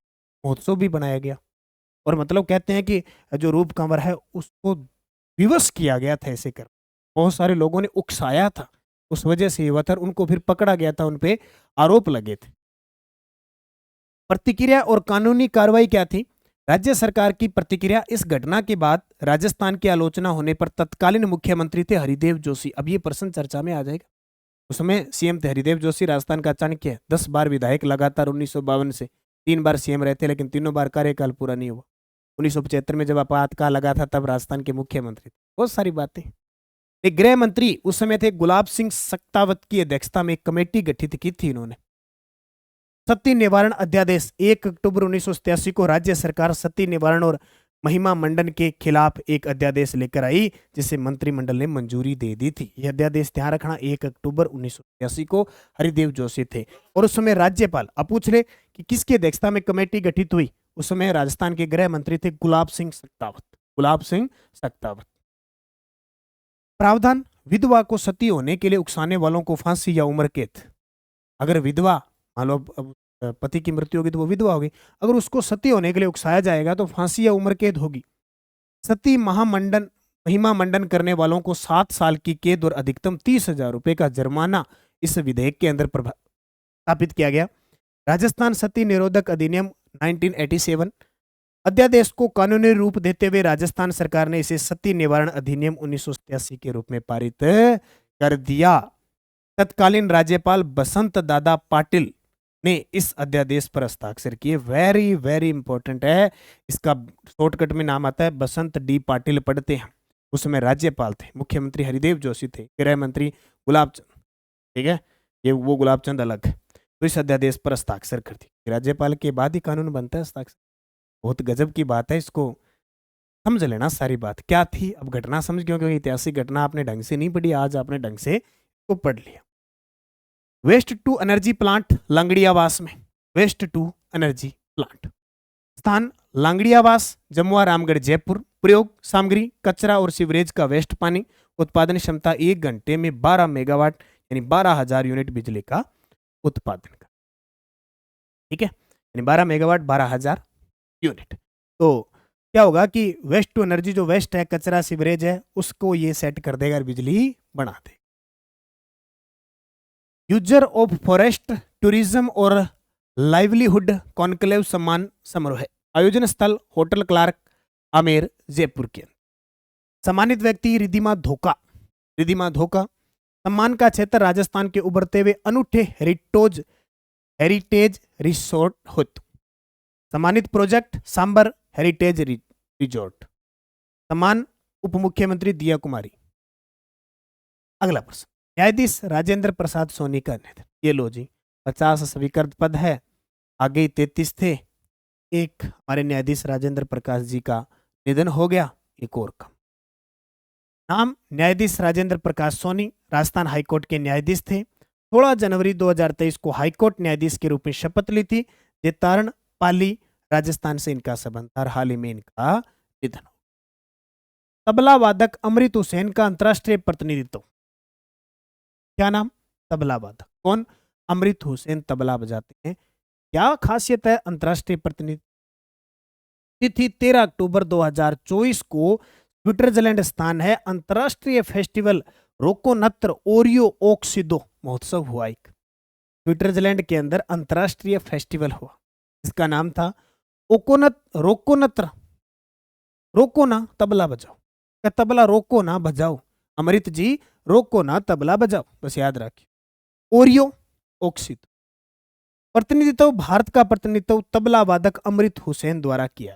भारत का प्रतिनिधित्व तबला वादक अमृत हुसैन जी के द्वारा किया गया। World university ranking 2024-25, world university ranking 2024-25 जारीकर्ता टाइम्स हायर एजुकेशन। विश्व स्तर पर प्रथम ऑक्सफोर्ड यूनिवर्सिटी रही।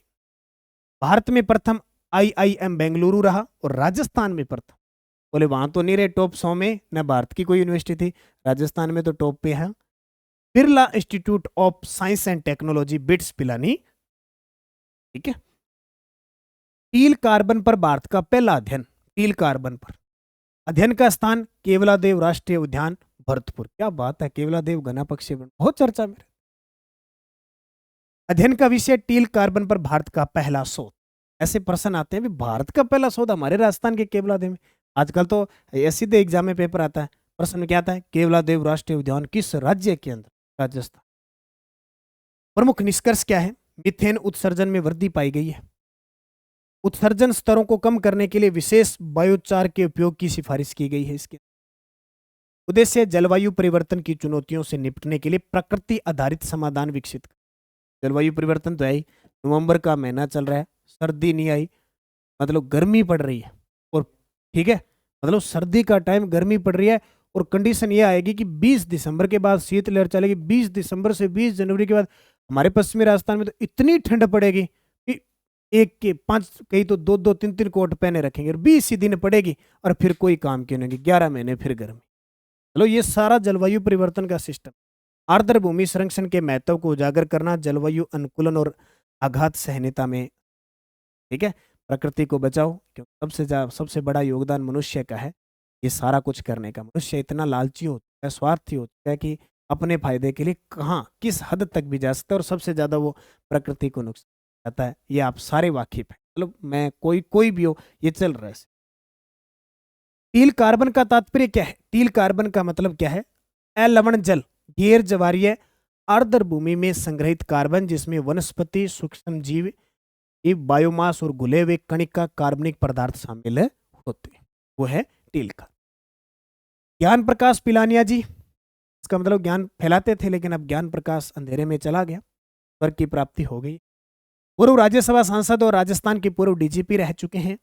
पुलिस सुधारों में योगदान, DGP रहते हुए पुलिस सुधारों के लिए बहुत किया था और जाट आरक्षण आंदोलन भी किया था। जाटों को रिटायरमेंट के बाद जाटों को ओबीसी में शामिल करने के लिए भी इन्होंने आंदोलन किया था। बाकी इनकी ज़्यादा पुस्तक याद करना, ज़्यादातर आरपीएससी के सदस्य भी रहे थे राजस्थान लोक सेवा आयोग के। और प्रकाशित पुस्तकें enlighten government in modern India और हेरिटेज ऑफ स्वाइज जैसे की पुस्तक आ सकती है। जैसे फर्स्ट ग्रेड के अंदर वही पुस्तकों का स्पेशल टॉपिक है तो वहाँ पूछी जा सकती है। सीएटी में ऐसे छोटे मोटे एग्जामों में कॉमन में पूछ लेते। अगला कुष्ठ डोज देखो, कुछ और व्यक्तियों का निधन हुआ उनके बारे में। सुंदरलाल काका, काको समाज के थे काका। झुंझुनू के भाजपा के वरिष्ठ नेता और पूर्व मंत्री जो 7 बार विधायक रहे थे, काका साहब गए। और नटवर सिंह, भारत के पूर्व विदेश मंत्री और राजस्थान के भरतपुर जिले से संबंध रखने वाले नटवर जी भी चले गए, बस गए। Rajasthan economic revival task force, RERTF, shortcut में भी आ सकता है, पूरा नाम भी। नाम Rajasthan economic revival task force. गठन का उद्देश्य, क्यों गठन किया गया? राजस्थान में वित्त, आर्थिक प्रबंधन, बुनियादी ढांचा, कृषि, विकासात्मक क्षेत्रों को मजबूत और पुनर्जीवित। अध्यक्ष मुख्यमंत्री। देखो भाई, आपको ये क्लासें दे रहा हूं, टेस्ट आपको ऐप पर मिल रहे हैं, सारे ऐप पे मिल रहे हैं ना, आने क्लासेज ऐप के अंदर जो देख रहे हैं और यूट्यूब पे देख रहे हैं, सारे मिल रहे अच्छे तरीके से। उपाध्यक्ष, ये पर्सन यहाँ से उप मुख्यमंत्री या वित्त मंत्री इसका उपाध्यक्ष होगा, ये पर्सन पेपर में आ सकता है, इसको नोट कर। अन्य सदस्य उप मुख्यमंत्री, परिवहन व उच्च शिक्षा, उद्योग व वाणिज्य मंत्री, ऊर्जा मंत्री, कृषि मंत्री, मुख्य सचिव, बाकी ये सारे शामिल होंगे। इतने तक नहीं पूछेंगे। अध्यक्ष याद रखना, मुख्यमंत्री और उपाध्यक्ष उप मुख्यमंत्री या वित्त मंत्री, इसका मतलब दिया कुमारी। प्रश्न आ सकता है कि RERTF की उपाध्यक्ष दिया कुमारी। कार्यकाल 31 मार्च 2028 तक होगा इसका। बैठक वर्ष में कम से कम एक बार आयोजित की जाएगी और प्रशासनिक विभाग इसका वित्त विभाग होगा। इकोनॉमिक की बात है तो वित्त विभाग। राजस्थान की 7 विधानसभा सीटों पर उपचुनाव चल रहे हैं, भी चल रहे हैं, तैयारियों पे है। चुनाव की तिथि है 13 नवंबर 2024 और परिणाम आएगा 23 नवंबर 2000। उपचुनाव का कारण 5 विधायक लोकसभा सदस्य बन गए। दौसा से मुरारी लाल मीणा, देवली उनियारा से हरीश मीणा, 84 से राजकुमार रोत, झुंझुनू से ब्रजेंद्र ओला और खेमसर से हनुमान बेनीवाल, ये तो बन गए सांसद। और 2 की होगी मृत्यु। कौन कौन? सुलुम्बर से अमृतलाल मीणा और रामगढ़ से जुबेर खान जी, दोनों की मृत्यु हुई। तो टोटल 7 सीट और जितना कार्यकाल बचा उतने समय के लिए जो चुनाव होते हैं उसको उपचुनाव। और शर्त है कि अगर आपकी सीट खाली होगी कैसे भी करके आपको 6 महीने में चुनाव करवाने पड़ेंगे, ये शर्त। प्रधानमंत्री इंटर्नशिप योजना, ये नोट कर लेना भी, युवाओं के लिए प्रधानमंत्री ने चलाई है, पर रुपया बहुत कम रखे, 5,000 रुपये। पायलट प्रोजेक्ट के रूप में 3 अक्टूबर 2024 से इसकी शुरुआत हुई है। बजट 2024-25 में घोषणा की थी, इंटर्नशिप करवाऊंगा। आयु 21 से 24 वर्ष रखी, 21 से 24 वाले आएंगे इसके अंदर अनुभव लेने के लिए, प्रशिक्षण लेने के लिए और इंटरेस्ट कंपनियों का देखने के। योग्यता 10वीं पास या इससे ऊपर कोई भी है, 10वीं पास होनी चाहिए।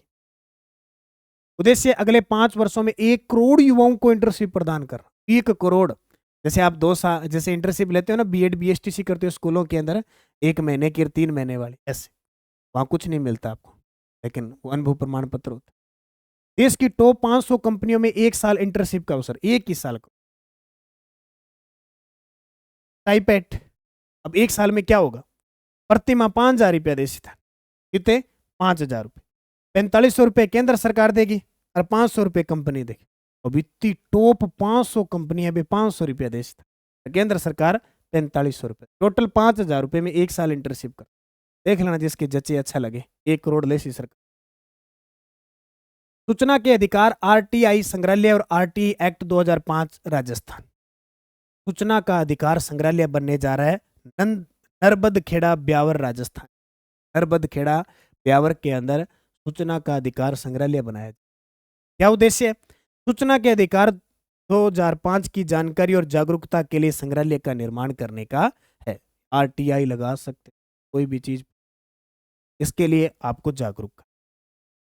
RTI एक्ट 2005, एक वो RTE होता है, वो निःशुल्क शिक्षा का अधिकार, वो शिक्षा में होता है। ये RTI है, ठीक है, राइट टू कॉल इंफॉर्मेशन। देशव्यापी लागू तिथि है, यानी पूरे भारत के अंदर ये 12 अक्टूबर 2005 को लागू हुआ। पहला राज्य राजस्थान है जिसने 2000 में इसको लागू किया था और ऐसा करने वाला देश का पहला राज्य। मैग्सेसे अवार्ड विजेता अरुणा राय ने आरटीआई कानून के निर्माण में महत्वपूर्ण भूमिका निभाई। अजमेर की थी, मैंने इनका ही काम था सारा। इनके आंदोलन से ही क्या है ये राजस्थान 2000 और भारत में ये 2005 में आया। फिर राजस्थान में राज्य सूचना आयोग का जो गठन हुआ था वो 18 अप्रैल 2006 को हुआ था और वर्तमान में इसके अध्यक्ष है मोहनलाल लाठर। कौन है? मोहनलाल लाठर। और प्रथम पूछे तो एमडी कोरानी थे, एमडी कोरानी। ठीक है, ये भी प्रश्न पेपर में आ चुका है। और वर्तमान में एमएल लाठर है जो पूर्व राजस्थान पुलिस के डीजीपी रह चुके। अनंतजीत सिंह नरूका का कांस्य पदक, नाम जानते हो, टोंक के हैं और निशानेबाज। प्रतियोगिता ISSF वर्ल्ड कप दिल्ली के अंदर आयोजित होती है, शूटिंग फेडरेशन कप है। पदक इन्होंने कांस्य जीता। खेल इनका स्किट, 43 अंक इन्होंने हासिल किए और खिलाड़ी जयपुर से। अब समस्या ये आती है सर, ये तो टोंक के हैं, जयपुर में क्या करें? आप उल्टा बता रहे।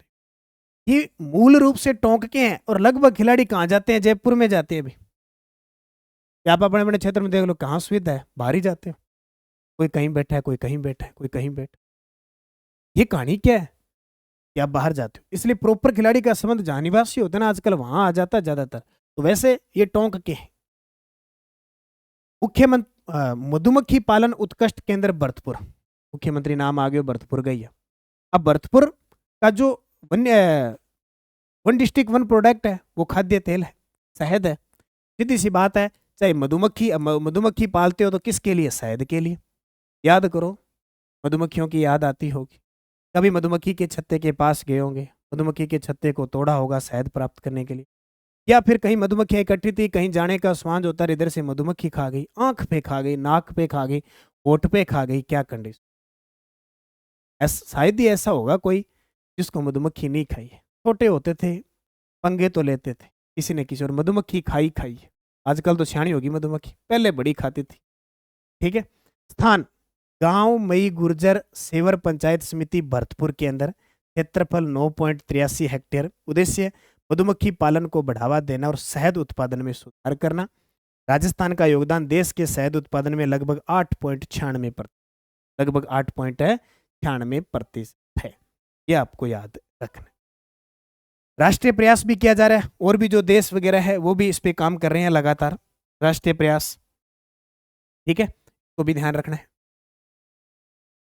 Knowledge and enhancement programme Rajasthan, देखो हर प्रकार सरकार मौका देती है। अगर आप पढ़ना नहीं चाहते, किसान बनना चाहते हैं, तो भी सरकार ने कहा कि वर्ष 2024-25 में हमने घोषणा की थी कि 100 युवाओं किसान को विदेश भ्रमण के लिए भेजेंगे। युवा किसान हो गए ना, विदेश भ्रमण, जिसमें कृषि क्षेत्र से 80 किसान होंगे और डेयरी और पशुपालन क्षेत्र से 20 किसान होंगे। उनको वहां पे क्या कि नए नवाचार के लिए भेजा जाएगा। तो नॉलेज एनहांसमेंट प्रोग्राम राजस्थान। ठीक है, उद्देश्य कृषि और पशुपालन में नवाचार को बढ़ावा देना, कुछ तकनीक का उपयोग करके कम जगह और कम लागत में अधिक फसल उत्पादन करना। मतलब खेती तो होती है, लेकिन नया नवाचार होना चाहिए कि पानी की भी कम आवश्यकता हो, कम जगह हो और कम जगह के अंदर फसल बो के ज्यादा उत्पादन प्राप्त कर सके। ठीक है, ये भी हमें फायदा मिले। सार्वजनिक निर्माण विभाग का सेवा ऐप और सड़क सुरक्षा वेब पोर्टल। तो सेवा ऐप पूछ ले तो सार्वजनिक निर्माण विभाग का है, लॉन्च उप मुख्यमंत्री दिया कुमारी ने किया, क्योंकि उद्देश्य सड़कों की गुणवत्ता के लिए है, विशेषता शिकायतें हैं और है प्रबंध करने के लिए। सड़क सुरक्षा वेब पोर्टल भी लॉन्च किया गया। तो परिवहन व सड़क सुरक्षा विभाग और RKCL राजस्थान नॉलेज कॉरपोरेशन के सहयोग से कब 14 फरवरी 2024 को लॉन्च उप मुख्यमंत्री परिवहन व सड़क सुरक्षा मंत्री। देखो दो अलग अलग है। सड़क सुरक्षा डिपार्टमेंट, सुरक्षा वाला डिपार्टमेंट है वो तो है इसके पास, दिया कुमारी के पास, जबकि सड़क सुरक्षा परिवहन व सड़क सुरक्षा मंत्री हैं वो डॉक्टर प्रेमचंद बेरवा है। नई किरण योजना, ये नई किरण योजना को हम पढ़ चुके हैं, दोबारा पढ़ने की जरूरत नहीं है। ठीक है। एंटी नारकोटिक्स टास्क फोर्स, ये बजट में घोषणा है यहां से, क्योंकि बजट वाली सारी प्रश्न आ रही। राज्य बजट 2024-25 में इसकी घोषणा हुई थी। उद्देश्य मादक पदार्थ तस्करी की रोकथाम और तस्करों पर लगाम लगाना। ठीक है। मुख्यालय जयपुर में, इसके अलावा 9 चौकियां स्थापित की जाएगी। जालौर में पाली में, बाड़मेर में, जोधपुर में, नागौर में, अनूपगढ़ में, जयपुर ग्रामीण में, झालावाड़ में और बीकानेर। 9 चौकियां और एक स्टेशन स्थापित होगा। वो जयपुर जो पुलिस स्टेशन है वहीं पे स्थापित होगा। वेदांता ग्रुप द्वारा औद्योगिक पार्क की स्थापना। अपने उदयपुर के अंदर वेदांता ग्रुप है, वो एक औद्योगिक पार्क की स्थापना करेगा। लगभग 5 करोड़ की लागत आएगी। लघु और मध्यम उद्योगों को बढ़ावा। ठीक है, ये आपको याद रखना है, इंपॉर्टेंट प्रश्न है, पूछा जा सकता।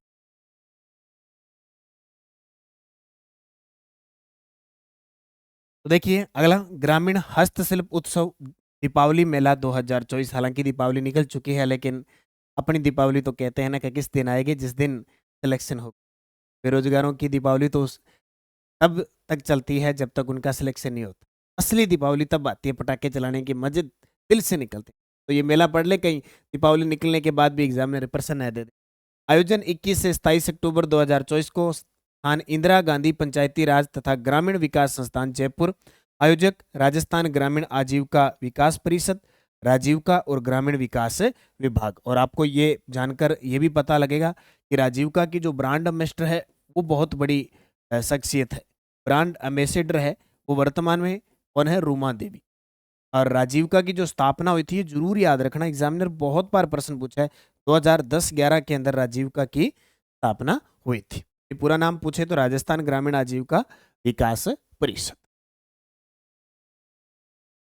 पुलिस शहीद दिवस और डीजीपी डिस्क सम्मान।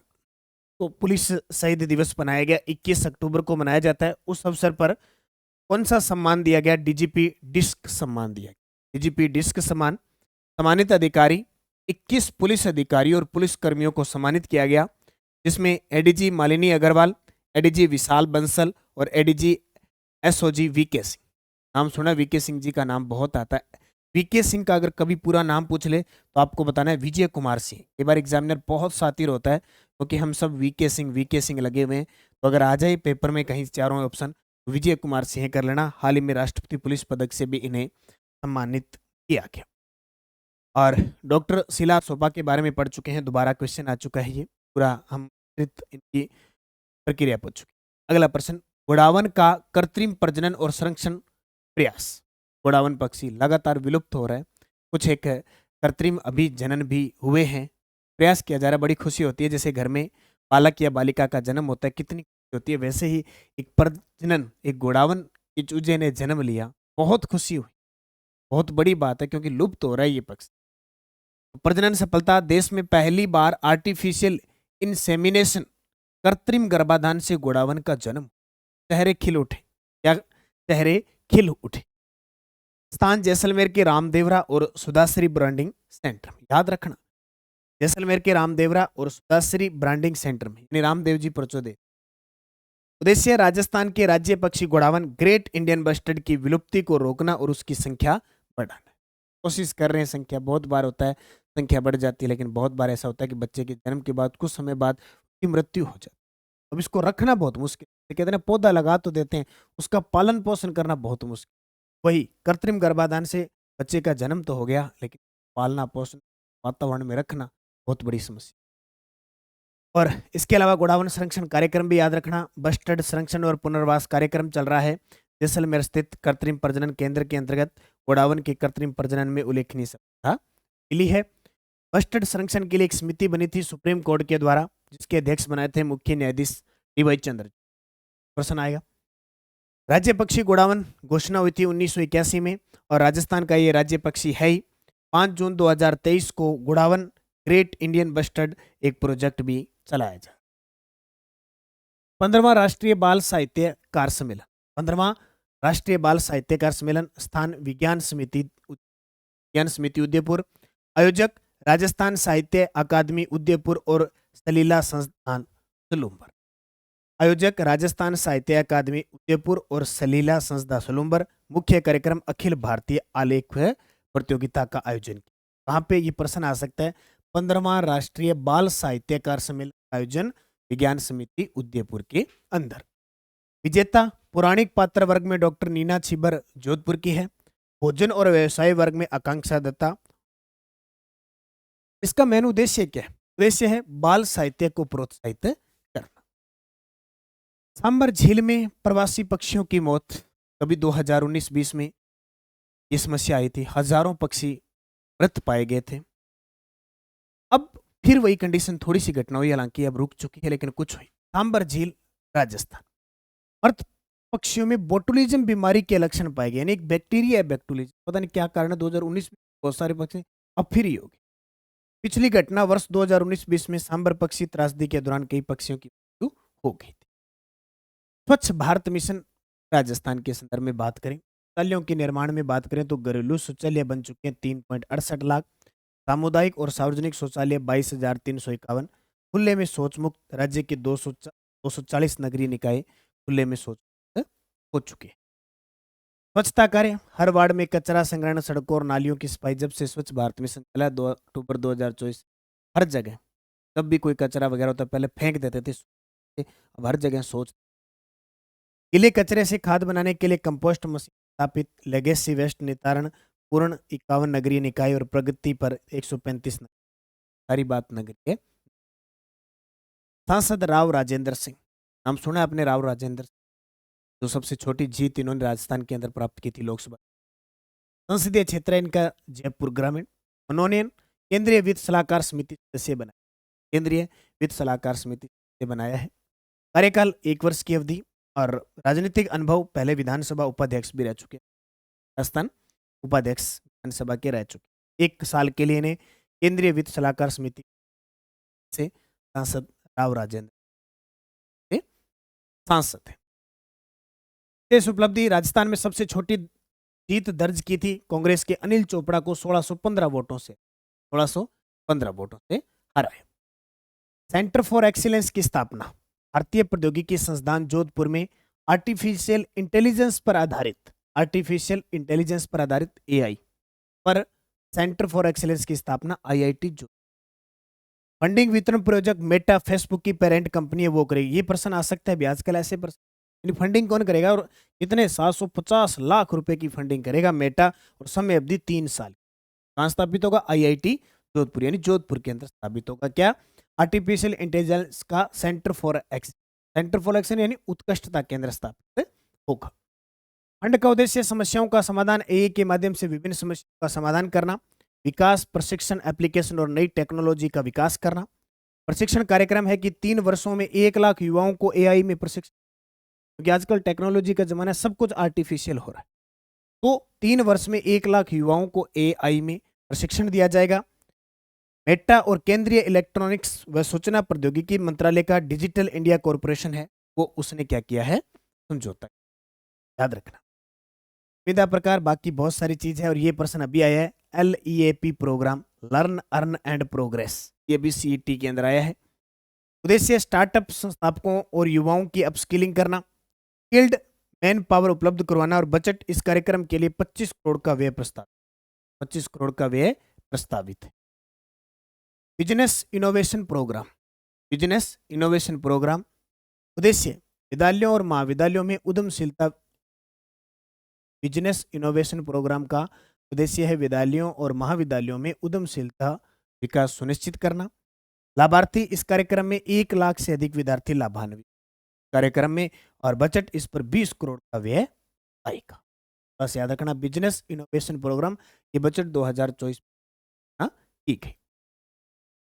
नई राजनिवेश नीति 2024 यानी रिप्स 2000, ये कभी 2019 थी, अब 2000। इस रिप्स का, राजनिवेश नीति का टारगेट क्या है? राज्य में विक्रय या प्रयुक्त होने वाली वस्तुओं और सेवाओं पर विशेष प्रोत्साहन, राज्य में विक्रय या प्रयुक्त होने वाली वस्तुओं और सेवाओं पर विशेष प्रोत्साहन करना इसका टारगेट है। निवेशकों को प्रोत्साहित करने की दृष्टि से प्रमुख प्रस्ताव है पीएनजी की दर, वेट दर में कमी, यानी ऊर्जा के अधिक उपयोग वाले उद्यमों में निश्चित समय के लिए पीएनजी की जो वेट दर है वो 5% तक कम कर दी गई। पहले 10% थी, अब 5% तक कम कर दी। सिख यूनिट को पुनर्जीवित करने पर प्रोत्साहन, इसको निवेशकों द्वारा जो इकाई है, जो कमजोर इकाई है, उसको पुनर्जीवित करने की स्थिति में प्रोत्साहन प्रदान करने का प्रावधान है। ऑनलाइन पोर्टल के माध्यम से इसमें लाभ मिलेगा, और 15 अगस्त 2024 से ऑनलाइन पोर्टल के माध्यम से लाभ देने की प्रक्रिया भी इसमें क्या हो चुकी है? शुरू हो चुकी है। पहले रिप्स के अंतर्गत ऑनलाइन की कोई भी लाभ की प्रक्रिया नहीं थी, और वो पोर्टल के माध्यम से शुरू कर दी। स्टाम्प ड्यूटी से छूट, रिप्स के अंतर्गत स्टाम्प ड्यूटी से छूट है तो जारी प्रमाण पत्र की वैधता 1 वर्ष के स्थान पर अब 2 वर्ष का, यानी जो छूट प्रमाण पत्र 1 थी अब 2 वर्ष का। और निष्कर्ष भाई यही है कि राज्य सरकार का यह प्रयास निवेशकों को बेहतर प्रोत्साहन देने और आर्थिक विकास को गति प्रदान करने के लिए है। इस नीति से उद्यमिता को बढ़ावा मिलने की उम्मीद है। सुप्रीम कोर्ट में न्याय की देवी की प्रतिमा, ये लो जी, कानून अंधा होता है, वो अंधे वाली पट्टी हटा दी और हाथ में संविधान दे दी। प्रतिमा का, न्याय की देवी की प्रतिमा, ये शिल्पकार है विनोद गोस्वामी, जयपुर के। सुप्रीम कोर्ट हमारा जो नई दिल्ली में है वहां न्याय की देवी वो स्थापित किए, उसके शिल्पकार जो है वो विनोद गोस्वामी, जिनका सबसे है जयपुर से। डॉक्टर कृष्णा पुनिया का एथलेटिक्स फेडरेशन ऑफ इंडिया के एथलेटिक कमीशन में चयन। पिछले 5 साल में डॉक्टर कृष्णा पुनिया का नाम सुना, विधायक और राज्य क्रीड़ा परिषद के अध्यक्ष। अब उन्हें एथलेटिक्स फेडरेशन ऑफ इंडिया के एथलीट कमीशन में चयन किया गया। 5 सदस्य है, उसके अंदर निर्विरोध चयन किया गया। 5 कौन कौन है? कर्नाटक के अंजू बॉबी जॉर्ज, पंजाब के बहादुर सिंह, पश्चिम बंगाल के ज्योतिर्मोई सिकंदर और केरल के एमडी वलसम्मा। ये है, उनके साथ डॉक्टर कृष्णा पुनिया है।